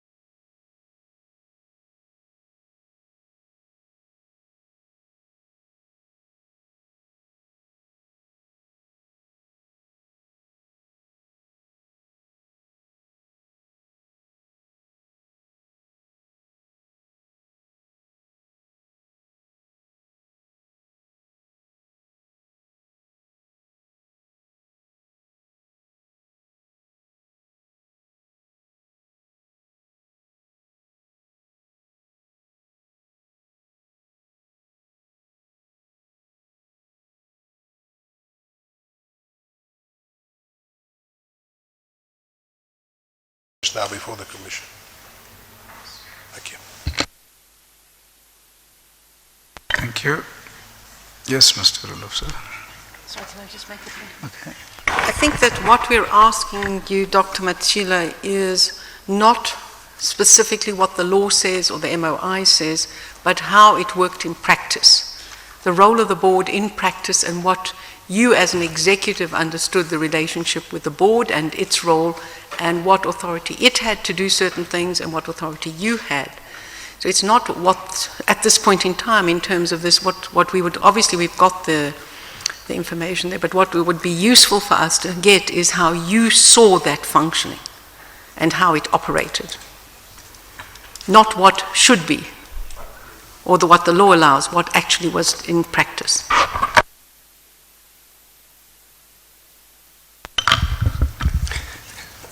Thanks, Commissioner.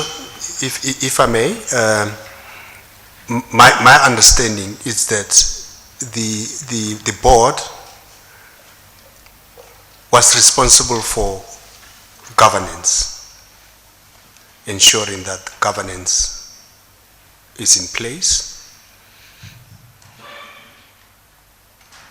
And out of that, a delegation of authority to management, executive management, that would then operate on the basis of that to run the day-to-day operations of the organization. The only time that the board will get involved or non-executive directors will be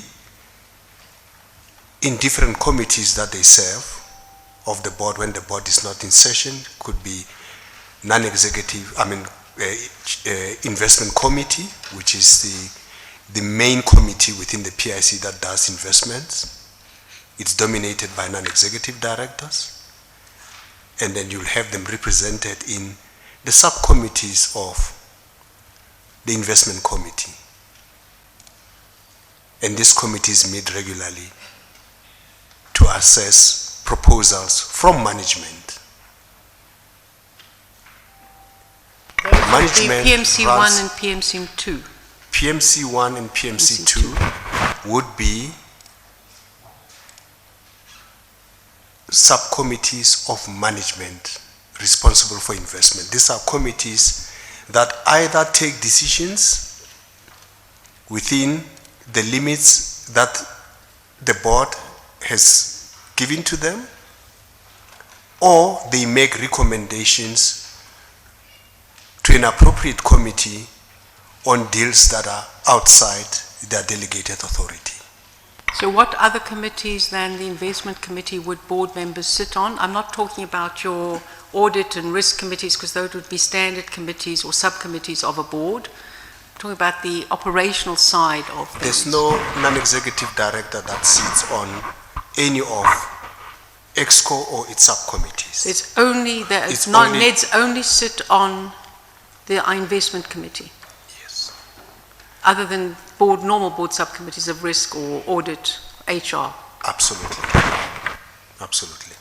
So it will be the executive, the investment committee together with its subcommittee, the fund investment panels, the FIPs. That's where non-executive directors get involved. They don't get involved in EXCO and its subcommittees at all. Let's just check something here just to continue there. Section 8 of the PIC Act says the board must control the business of the PIC. Would that conflict with the King Code? Because maybe the King Code says they must run the corporate governance, not necessarily control the business, Would you think maybe the Act is in contradiction to the King Codes? Do you... Chair, the interpretation maybe? Yeah. I wouldn't be in a position to compare that, but I know in practice within the PIC how things work.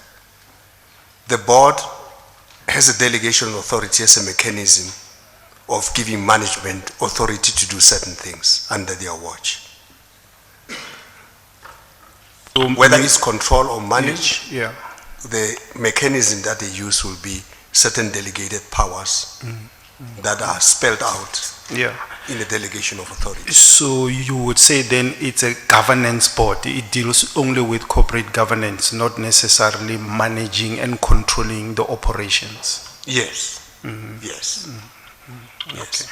All right. I think if I may, even in investments, the process of investing is anything that is not within the delegated authority of management through its PMC or EXCO is then recommended to a subcommittee of the board responsible for that, either the FIP or full IC, depending on the nature of the matter. That's the only time that they get to engage on investments through this recommendation mechanism. Then they can decide whether they do something or not do something. You know. How many board members sit on investment committee? I don't have the number offhand, but there would be close to 7 or so, 6 or 7. I think we can get that. Yeah. So it will be non-executive director, a certain number, together with 2 executives of the PIC as members.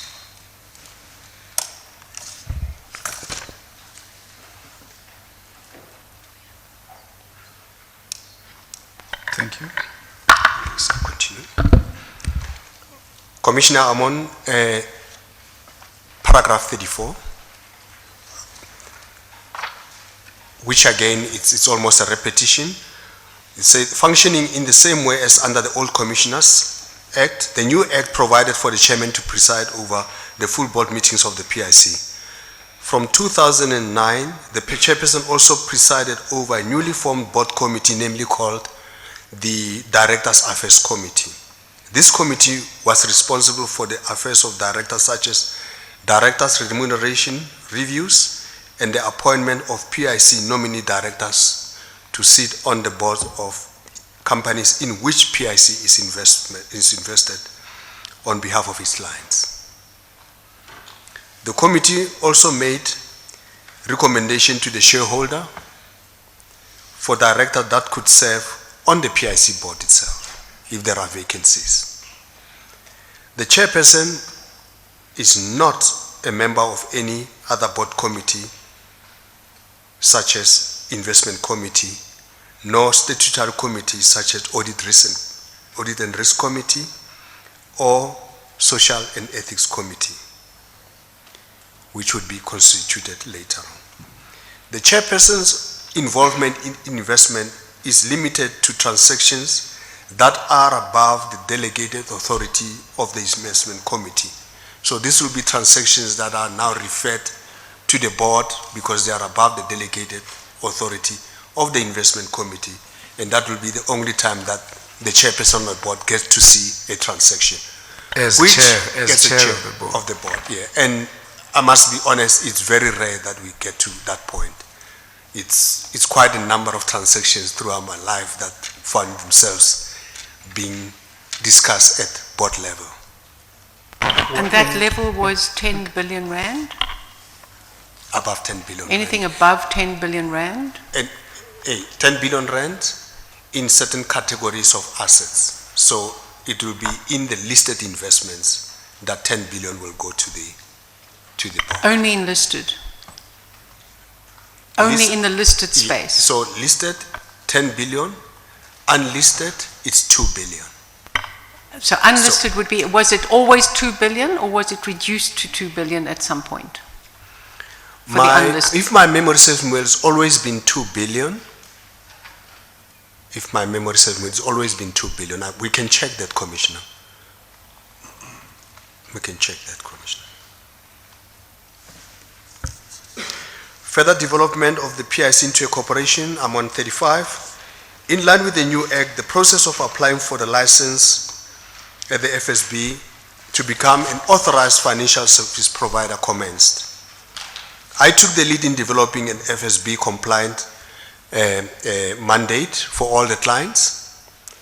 During the same period, the Minister of Finance started the process of appointing an independent board of trustees for the GPF. So for the first time now, the Minister relinquishes his position as the sole trustee of the GPF. This process was finalized in May 2005 with the appointment of new trustees of the GPF. I then led negotiations with the GPF for an FSB compliant mandate. This mandate was eventually signed in 2007. Can you please just explain what you mean by a compliant mandate and what happens actually? What happens to get to that process? The process starts with the client appointing an actuary to look at the assets and liabilities of the fund. Once they've done that, they then pass that on to an investment consultant. This will be technical people who are able to run models that can then select the right asset mix, right? This asset mix is chosen in such a way that it gives the fund, once invested in, a high probability of meeting the obligations of the funds when they are due. So that is the asset and liability matching process that is then done by a consultant. Out of that, they will then produce what is called a strategic asset allocation. This is, you can say, is a high-level asset allocation that says, if you put this proportion in equities, this proportion in fixed income instrument, this proportion in property, this proportion in cash, and other asset classes, with assumptions about interest rates and returns and so on in the long term, you are likely to create a portfolio that's able to meet the liabilities when they are due. Then out of that, the client will then craft a set of parameters which are then reduced into a mandate. And this mandate is then passed on to the Financial Services Board, now the Financial Sector Conduct Authority, for approval to see if it's compliant with the minimum requirements. And then once it is approved, it then becomes an FSB compliant mandate. That is the process commission. Do you file that mandate with the FSCA? So Yes. you file that, and so that in future they can check whether the PIC has acted in keeping with the mandate. Is that correct? That will be part of their oversight on the activities of the PIC, because we need to ensure that we comply with the mandate that we've signed with the clients, and they will conduct regular visits if it requires so. And do you have specimen mandates typically, or you got custom-made mandates which you file with the FSCA generally? I would say yes, but by and large it also depends on the complexity of the client requirements.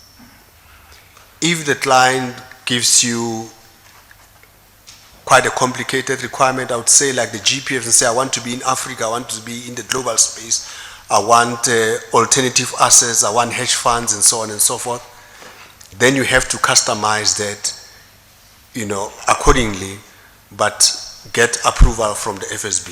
You can customize other mandates, especially those that are simple, for a client that says, we just want to be in fixed income instruments, and we don't want to be in a long duration assets because we have to pay, benefits regularly, maybe it's 12 months or whatever. So you then create a mandate that meet those requirements. So some can be tailored, some can be general and apply to client with simple requirements or not so complex requirements. But they must be signed off by the regulator to ensure that they meet the requirements. Thank you. You can proceed.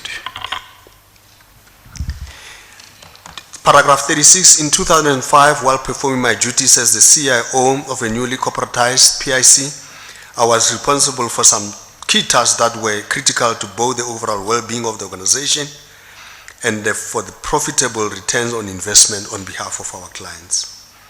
The first was developing an investment strategy of the PIC for the implementation of client mandates. So, Commissioner, we get mandates, we need to have a strategy to implement these mandates. So this was my function to say, how do we then invest these monies in these proportions in such a way that we are able to add value to the client requirements? This is what I would then develop as an investment strategy. Concomitant to that task was to ensure that the investment teams are staffed with adequate and appropriately qualified personnel. I assume that some of them did appear before this commission, Mulebati, Siani and them, that we have appointed from the private sector to beef up our ability to deliver on client mandates. Furthermore, we needed to ensure that the investment teams are supported by the right technology systems necessary to implement this strategy. And as discussed before, there have been instances where we are lagging behind for various reasons on the IT side. But as I said earlier, when I left, those matters were being addressed. 37, PIC became a fully fledged asset manager licensed by the FSB in terms of FIRES Act of 2006 after registration with the FSB. All top 5 clients signed FSB compliant mandate with the PIC, giving the PIC full discretionary powers within the mandate prescribed parameters. So these mandates are full discretionary mandates.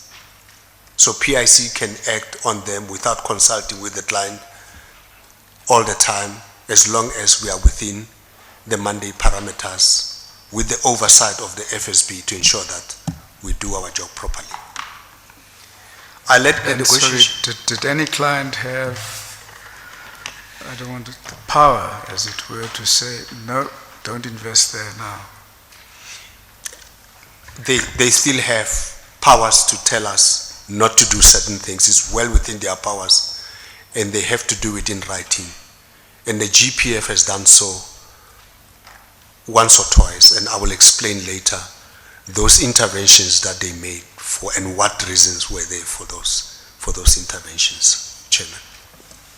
To follow up here, this mandate process, would it have some points where, you know, there was COSATU who came here and there was a group called AMA-GP, and they complained that when there were problems at the PIC, they couldn't, ask the PIC questions. They wanted to know what was happening at the PIC, but as stakeholders, they didn't have any power to act, Would a mandate have solved this kind of problem? If you look at the Board of Trustees of the GPF, the way it's constituted, my understanding is that it's 50% labor or the unions, another 50% is from the employer. That's the representation on the board. And so the unions will get their voice through this representation on the board. Very little to do with the PIC, because the board of trustees are the ones who craft the investment mandate with parameters and pass it on to the PIC to implement. So it will be difficult for a union outside this process to say to the PIC, you can't do that, when is well within the mandate that the client has given to us. So let's say the PIC is almost burning or it's collapsing, how would maybe the GPF and say stakeholders like COSATU have any power to influence it, or is there something that can be done, or that is the forte of the Minister of Finance? The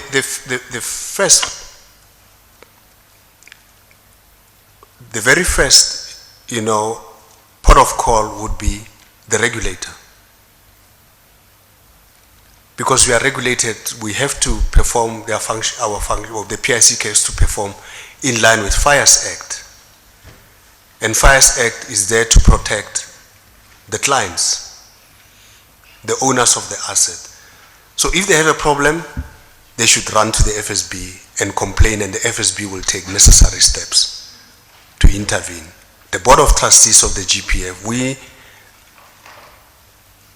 present to them on a regular basis. They have an investment committee. In fact, all the clients, they have investment committee where the PIC would present the performance, account for any issue that may be on the table on a regular basis. And there's also interaction, continuous interaction between executive management of the PIC and executive management of the clients.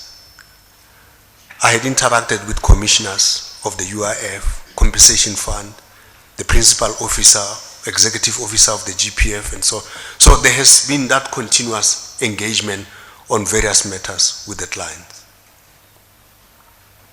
So these stakeholders then, you are saying they don't have to go to the PIC, they must start at the FSCA and then GPF and then maybe the minister? Is that ideally what that's what should be the process? Not that we won't talk to them, I mean they are part of the stakeholder, but on certain matters we can't. They should be engaging with the key representatives here, which, I mean, the bodies that represent their interests, which would be the GPF trustees as well as the regulator and the minister for that matter.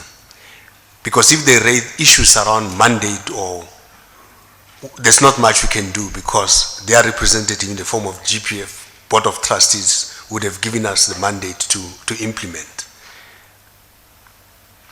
And on that score, and I'm sure it's going to come later and we can treat it then, here's the question. Do you believe that Labour should have board representatives on the PIC board? I don't have a problem with that, as long as the process of appointing such is in line with the requirements of the board of the PIC, the minimum requirements to make the board effective as it discharges its duties of investing money from the client. If it's the best, qualified, fit and proper as they say, and it's an appropriate process of the PIC of appointing directors, and that name fits, then I wouldn't have a problem with that. I would have a problem if it's representation at all costs, and therefore costing or hampering the ability of the manager to discharge their duties. But if I recall, COSATU said they wanted to bring, or COSATU or Labour said they want to bring 3 people, say, and these are our people, and put them on the board, if I recall. Nominated, bringing them to the PIC board, and that's it, just put them on the board. If I recall, that's what they said. I agree with you, that's what I've heard. We've been to Standing Committee of Finance to discuss the PIC bill, and the position of the PI has always been, it's fine, we want the best to sit on the board of the PIC, and there has to be a process of vetting and ensuring that whoever sits on the board of the PIC will be able to drive the strategy of the PIC, the mandate of implementing client mandate effectively. Okay. Yeah, thank you. Thanks. Yeah. Can I just ask you around the GEPF? I would have thought that there would be regular consultation and interaction between the board of the PIC and the GEPF Board of Trustees. Commissioner, we have attempted to do that. It's not to the extent that we had wanted to. It would have been better, but we've met several times and we had actually a timetable of meetings set up. But it has always been difficult for the two entities to meet. We had set up timetable for board-to-board meetings, timetable for investment committee to investment committee, social ethics to social ethics. Some meetings have happened, but they haven't been many enough, and follow-ups has not been as good, that good. And I think if that had happened, we would have been on the same page a long time ago. PIC and GPF would have resolved a lot of things. And really board-to-board meeting that happened, I was encouraged that I was beginning to see that there is going to be a fair amount of progress in terms of the relationship between the two and better understanding of how things should be done. But as I said, these meetings were not regularized properly to ensure that. And if there was an issue with the mandate, surely the Board of Trustees can come to the PIC with a revised mandate? Commissioner, they have done so in certain instances. They've made interventions. They've written to us to say, look, change this limit to this because we are comfortable with this. And if you exceed this limit, come to us for approval. So those kind of discussions have taken place.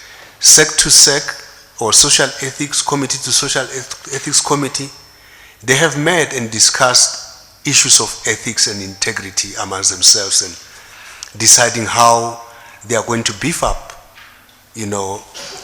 integrity and honesty within the two organizations. So those discussions have taken place, but I don't think they were followed up with the energy that, they deserve. Did you raise that as CEO formally within your own board to see what could be done? Chair, I think we've tried. As I said, meetings would be organized, but I'm saying, did you raise it within your board to say you're unhappy with the interactions? What do we need to do about it? How do we? So it was a discussion, not just about making appointments, but a discussion in the board about the relationship with your key stakeholder. I was not meeting as often as required. Yes, we have. We have raised those issues. Each time we report to the investment committee, they raise issues that relates to the board of IC. We report back to our board to say, this is what the client has raised and we need to deal with it. And yeah, we've done so, Commissioner. But where was the problem? You mentioned failure of the meetings that were scheduled to take place. What was the difficulty? Was it on PIC side or was it on GPF side? We found it's on both sides. Sometimes the meeting is organized, a lot of people are engaged, and on the one side and so on. So it's been quite difficult to put the two organizations together. And where we have succeeded to get them into one room, there's been significant, progress in terms of what needs to be done. But as I said, Commissioner, unfortunately, that was not institutionalized, so to say. I don't know if they have met ever since I left, but there has always been standing meetings to say we'll go and see them and explain all of these situations at the PIC. I don't know if that happened. But generally, were relations okay between the two? I strongly believe that at management level, the relations were okay.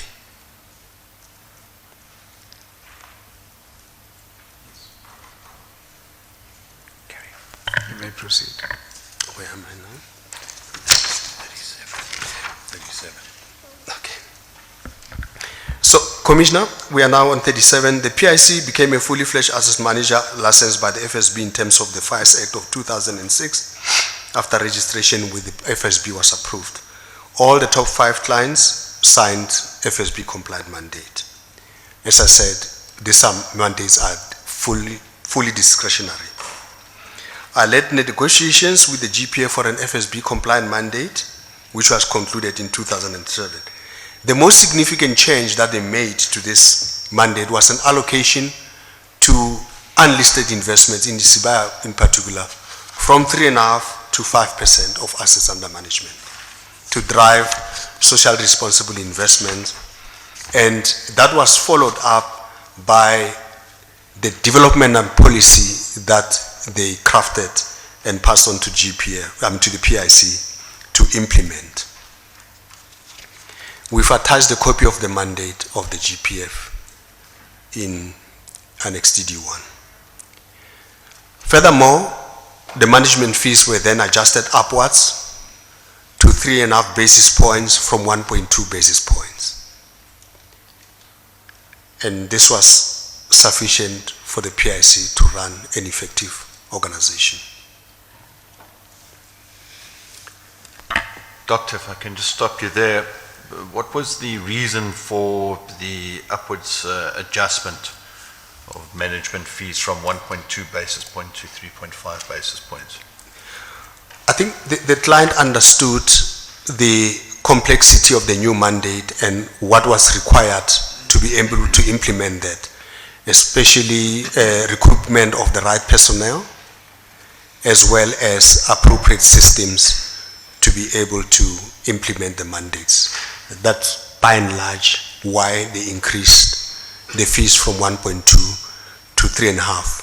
Now that the PIC owned its employees, meant that the salary bill was quite big and it needed more revenues to be able to deal with that.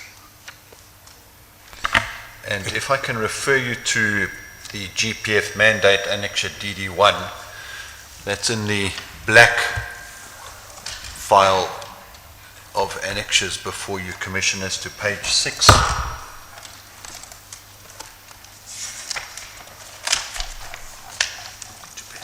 Page 6. Can you explain to us what is going on in respect of this page?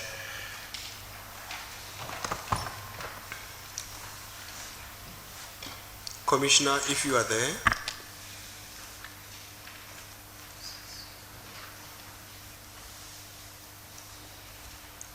If you are there, Commissioner, this is a typical strategic asset allocation, the table that you see at the top there.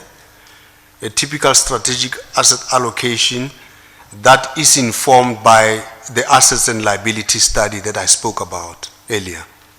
So from the GPF side, they've given us this allocation to the different asset classes in these proportions, where it talks about asset class. It gives you the name listed equity, unlisted property, listed property. These are different asset classes.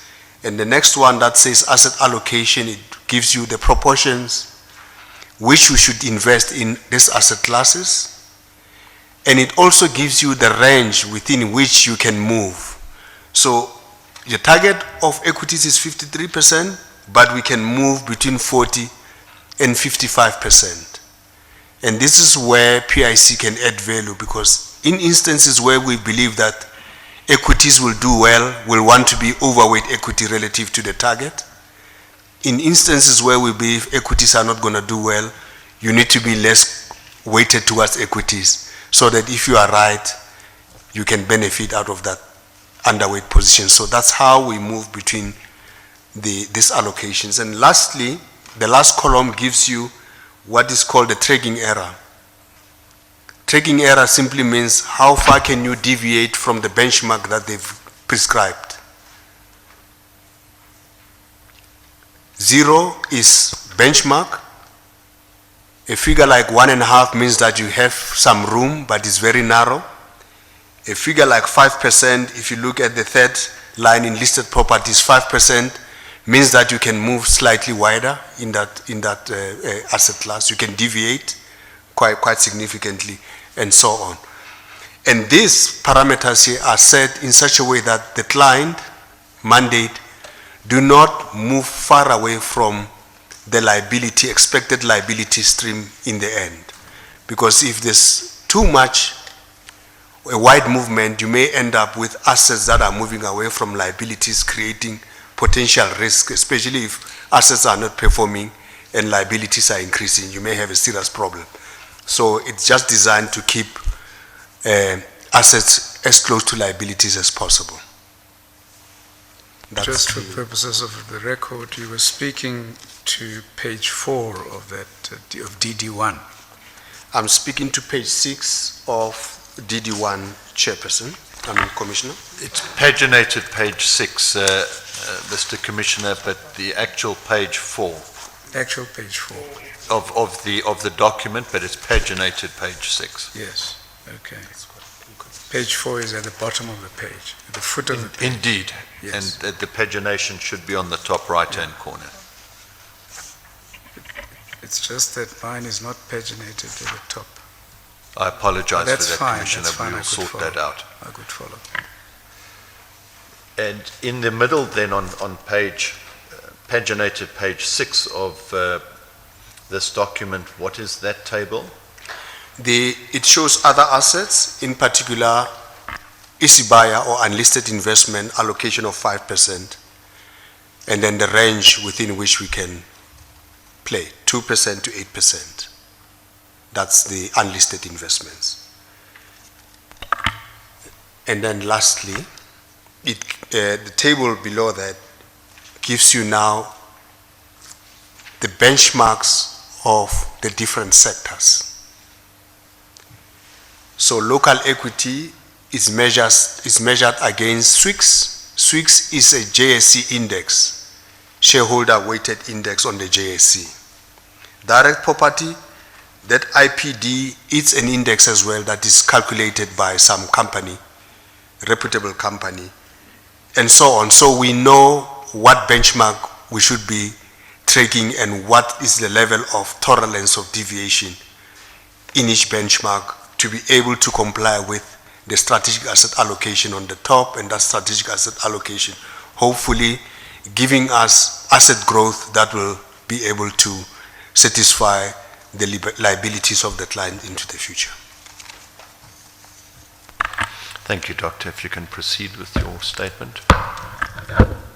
Just another quick one here. In terms of the benchmark for the Isibaya fund, just talk a bit about that one also.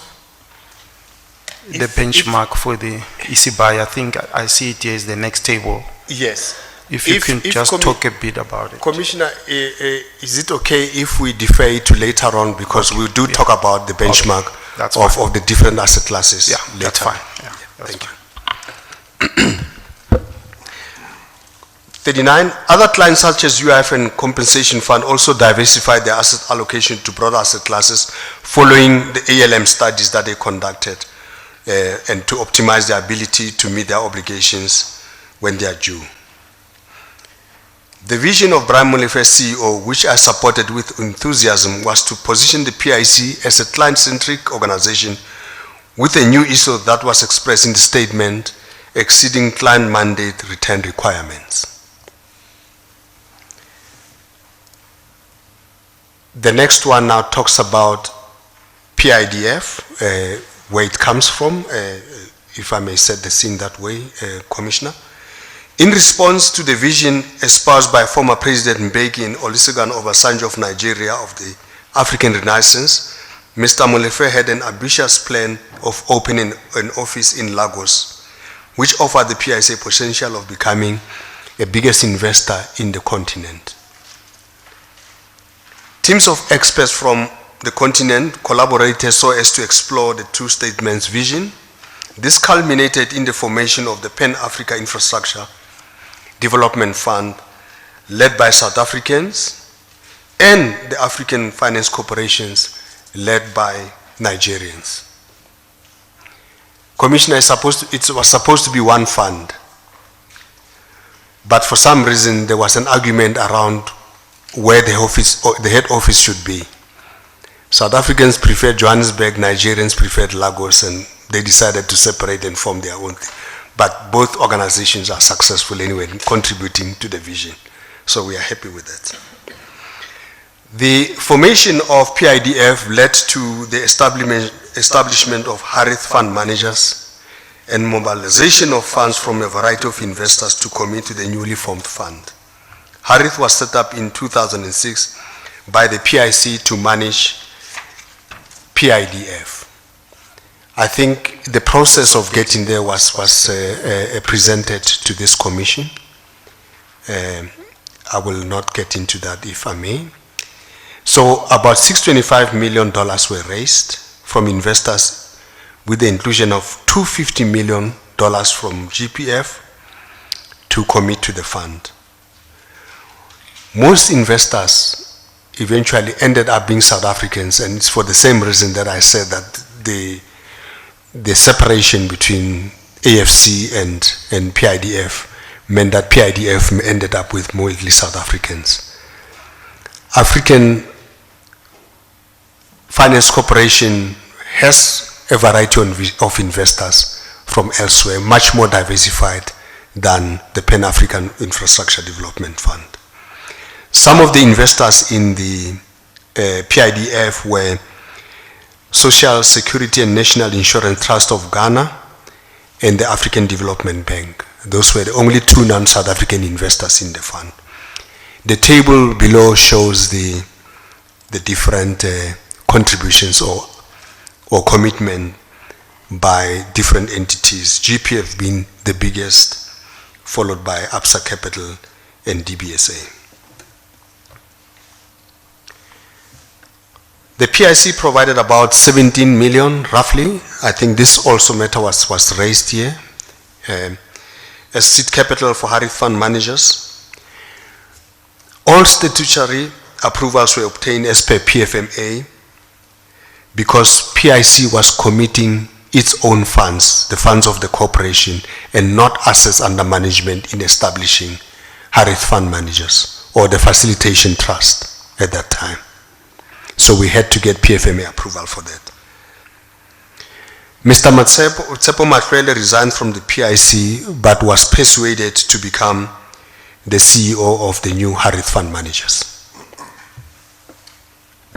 46. Some investors in PIDF Sorry, also... just to be clear on that, perhaps if we can just check. I wasn't under the impression, but I might be wrong on it, that Mr. Matjila had already resigned and persuaded. I think he said in his testimony that he was looking to move on and then was persuaded to move from the PIC to Harith. Can we just get clarity whether he had actually resigned and then became Harith, or whether the offer to him to become the CEO of Harith was while he was a PIC employee? My recollection, it was while he was a PIC employee, and I just would like clarity on that. Yeah. My understanding was that he had resigned, but was persuaded to then go and head up Harith. We'll get that back from there. Can I perhaps assist, Mr. Commissioner? In paragraph 7 of his statement, it is stated that the PIC Management Executive Committee identified me, I believe, as the best candidate for the job of establishing the PIDF on the strength of my performance record and expertise whilst employed by the PIC. With effect from 31st March 26, I resigned from the PIC with the specific task of establishing the PIDF outside of the PIC and indeed of all institutions in which government had a stake. So it was not a pre-resignation and then a persuasion, it was an identification, and if I recall our discussions with him, there was no process of looking for somebody else or advertising or making the job position known. It was allocated to him and he moved from the PIC resigning to take up that position. That is factually correct. Okay. Thanks. Can I proceed? Come there, so are you saying that there was no process? You were there. I mean, did you know there was a process or there was no process?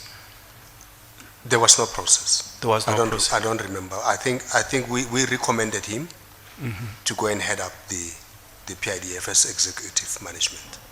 But if you recall, there was no process? No. Okay. Like advertising and... No, there wasn't. Some of the investors in PIDF also requested a shareholding in Harith Fund Managers as a condition for their commitment to the fund. All the investors made commitment directly to the fund and not through the PIC. To accommodate these investors, PIC sold 54% of its share in HFM, Harith Fund Managers, to ABSA Capital, 12%, Old Mutual Asset Managers, 12%, and Harith Staff Trust, 30%. Commissioner, my records show that the approval was actually 36% for Harith Staff Trust.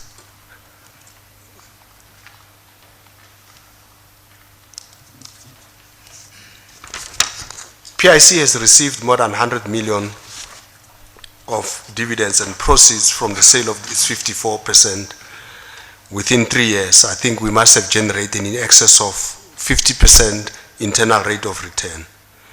PIC declared its maiden dividend of 86 million in 2009, mainly out of profits generated from other activities and not asset management.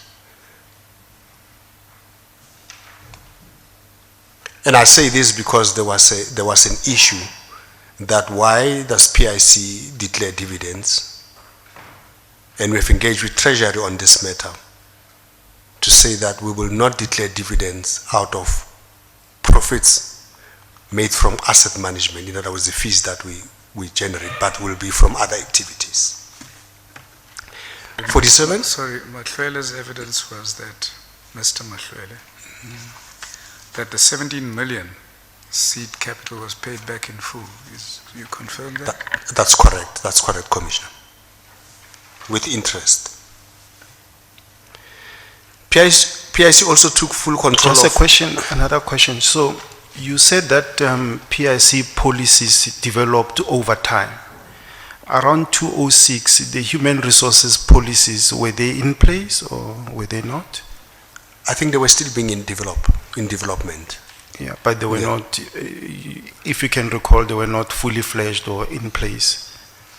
I think there was something in place at the time, if I recall, because we had to recruit quite a lot of people, especially in middle management to lower level. So there was a policy, probably with gaps, you know, which we then perfected over time.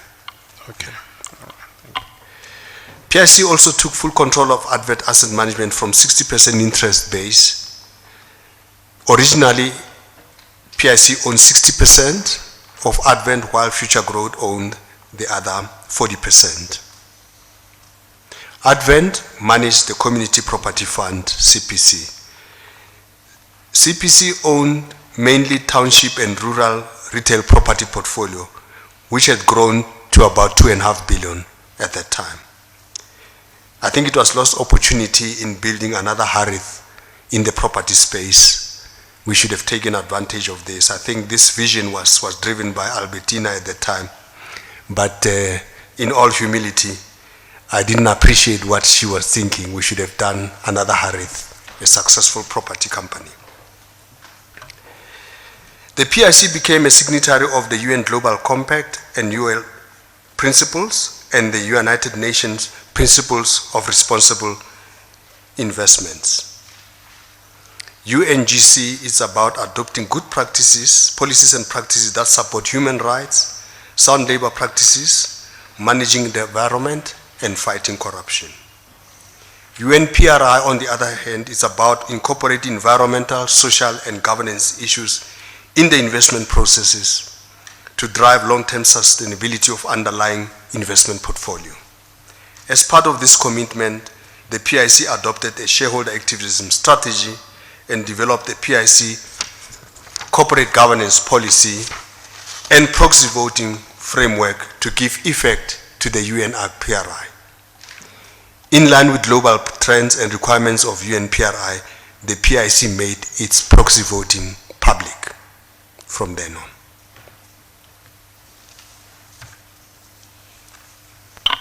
I just want to go back to paragraph 43, last sentence. last sentence. And this is just a broad question, it's just a broad question. This Social Security Fund of Ghana, SSNIT, from what I understand, it has developed that country in terms of office blocks and student accommodation and factories and all that. Are there other funds in the continent that can develop their own countries? Meaning, are there other GEPFs and PICs in other countries that can develop roads and office blocks, malls, and the other things? Because it looks like Ghana has really done well in that area. In Africa, I don't know of any such fund, but I know Nigeria set up one, a sovereign wealth fund, probably 6 years ago. And I don't know how big it's grown now. But SNIT of Ghana has been successful. In fact, in my recommendation, I'm saying perhaps the Commission must look at that, how they got it right. Because my view is that in the current economic slump, which we could see 4 years ago, the GPF should have been much more proactive in stimulating the economy and investing in those areas of the economy that would catalyze economic growth and thus create a virtuous cycle, because the assets need economy to grow. But if you have assets of 2 trillion or so, or 1.6 or 1.8 in the case of GPF, which is almost 30% of nominal GDP, then you have ability to influence the economy in one or the other. If you select the right sectors to invest in, you can create a virtuous cycle. I think SNIT of Ghana has done exceptionally well in growing the country, in contributing to the economy of the country. We can also deal with it later when we Yes. get there. Yes. Asset management activities from 2003 to 2010, taking a bigger window here. Sorry. Our CIO. Sorry, you were CIO from when? Just remind us, please. I was Chief Investment Officer from 1st of April 2005 from 2005. So for 5 years of the period that we're talking about now. Yes. Chair, I'm not going to interrupt, but I accept that the Commission will give an indication of when you want to adjourn in the light of the remarks this morning that there will be time needed to... I was actually aiming at the paragraph that starts at 52, PIC governance, that we end just before that paragraph for the day. Would that be convenient for counsel and the witness? I apologize, Commissioner. I was looking at the time. Yes. You know, we've got to adjourn earlier than usual Yes. for us to be able to study the rest of the statement. And I wondered whether we could go on until we get to the subheading PIC governance. Yes, I think that would be an appropriate place to stop. And perhaps just for correction of the document numbers, because it's paragraph 51, but the subparagraphs are paragraph 50.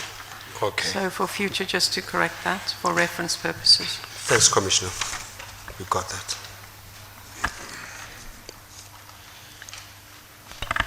Okay. Doctor, will you carry on reading your statement Okay. up to paragraph 52, please? 51, some of the significant achievements between 2003 and 2010.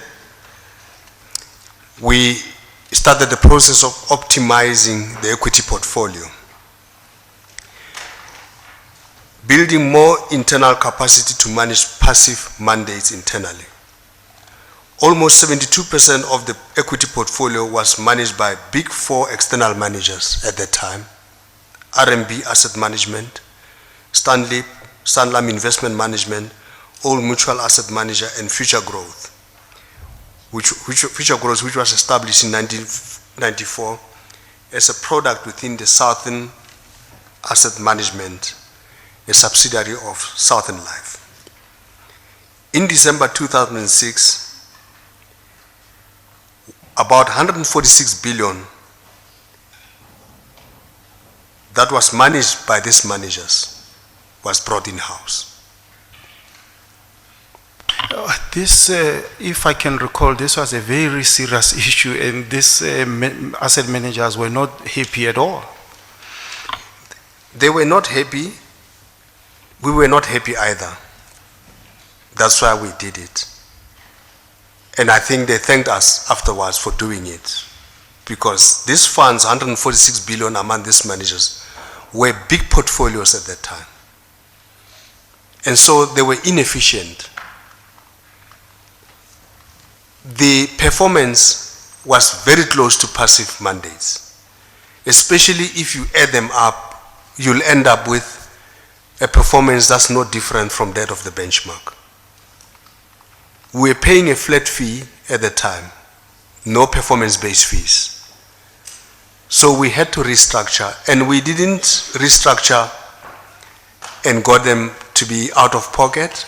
We did adjustments that still maintain a significant portion of their asset management fees, but put in a performance layer so that if they do well, they can actually even outperform or do better than the flat fee that they used to earn on a large portfolio. So we rearranged the portfolio to push them to drive performance and reward them accordingly.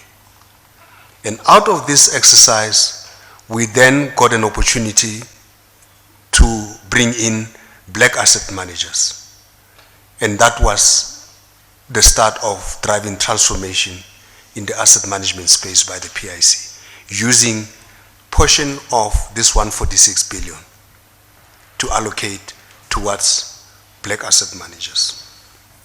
So are you saying, just in terms of fees, it was sort of net for them? I mean, there was not such a big hit. That's exactly what we did. And by the way, I know they were unhappy, but we did negotiate with them to say we are not getting any alpha. These are big portfolios. You can't just move in and out as you please. But if you run a smaller portfolio, it becomes easy to move in and out, and therefore ability to express your views on a particular stock are easy to implement in a smaller portfolio than a big portfolio. Yeah. And so the biggest adjustment that we have to make was to make sure that they are not necessarily out of pocket when we give them a smaller portfolio. Yeah. You know, so adjust the fees so that they are still able to run their operations quite comfortably. So that's what we did. I'm much clearer now. I didn't know. Yeah, I'm much clearer now. Yes. Thank you. Yes, Thanks. yes. And so this process of moving money internally led to the program of the first public equity tender in the country at that time. And so this equity tender was then to include black asset managers for the first time, the new program of black asset managers. And most importantly, optimizing the portfolio as well, ensuring that we just don't build an externally managed portfolio that on aggregate, if you put them all together, you still get benchmark returns, but you are able to generate excess returns out of the mix of these styles of these managers. That in its essence, what we did. Paragraph 51.5, in addition to this listed equity restructuring, we also looked at asset classes that were not delivering any value to the portfolio. There were lots of structured investment products in the portfolio and capital guaranteed structures and so on and so forth, which in our view were not adding any value. For a long-term investor, you don't need capital guarantee. You need to take risks because you need growth so that the fund can meet its liabilities when it's due. And these guaranteed products the fees were quite high for cash-like returns. You'd expect a capital guarantee product to give you cash-like returns. but the fees were very high. So we restructured those as well into strategies that can add value to the portfolio. Do we stop at 52? This is 51.5, Commissioner. That's the end of it. And as I mentioned earlier, we are going to adjourn a bit early today for the reasons that I've given earlier. Council fine with 9:30 tomorrow morning? From my side, yes, thank you, Mr. Commissioner. From our side, we're fine with it, Mr. Commissioner. Thank you. We shall.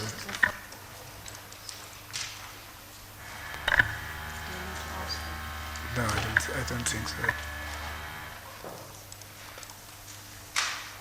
Yes, we shall then adjourn until tomorrow morning at 9:30.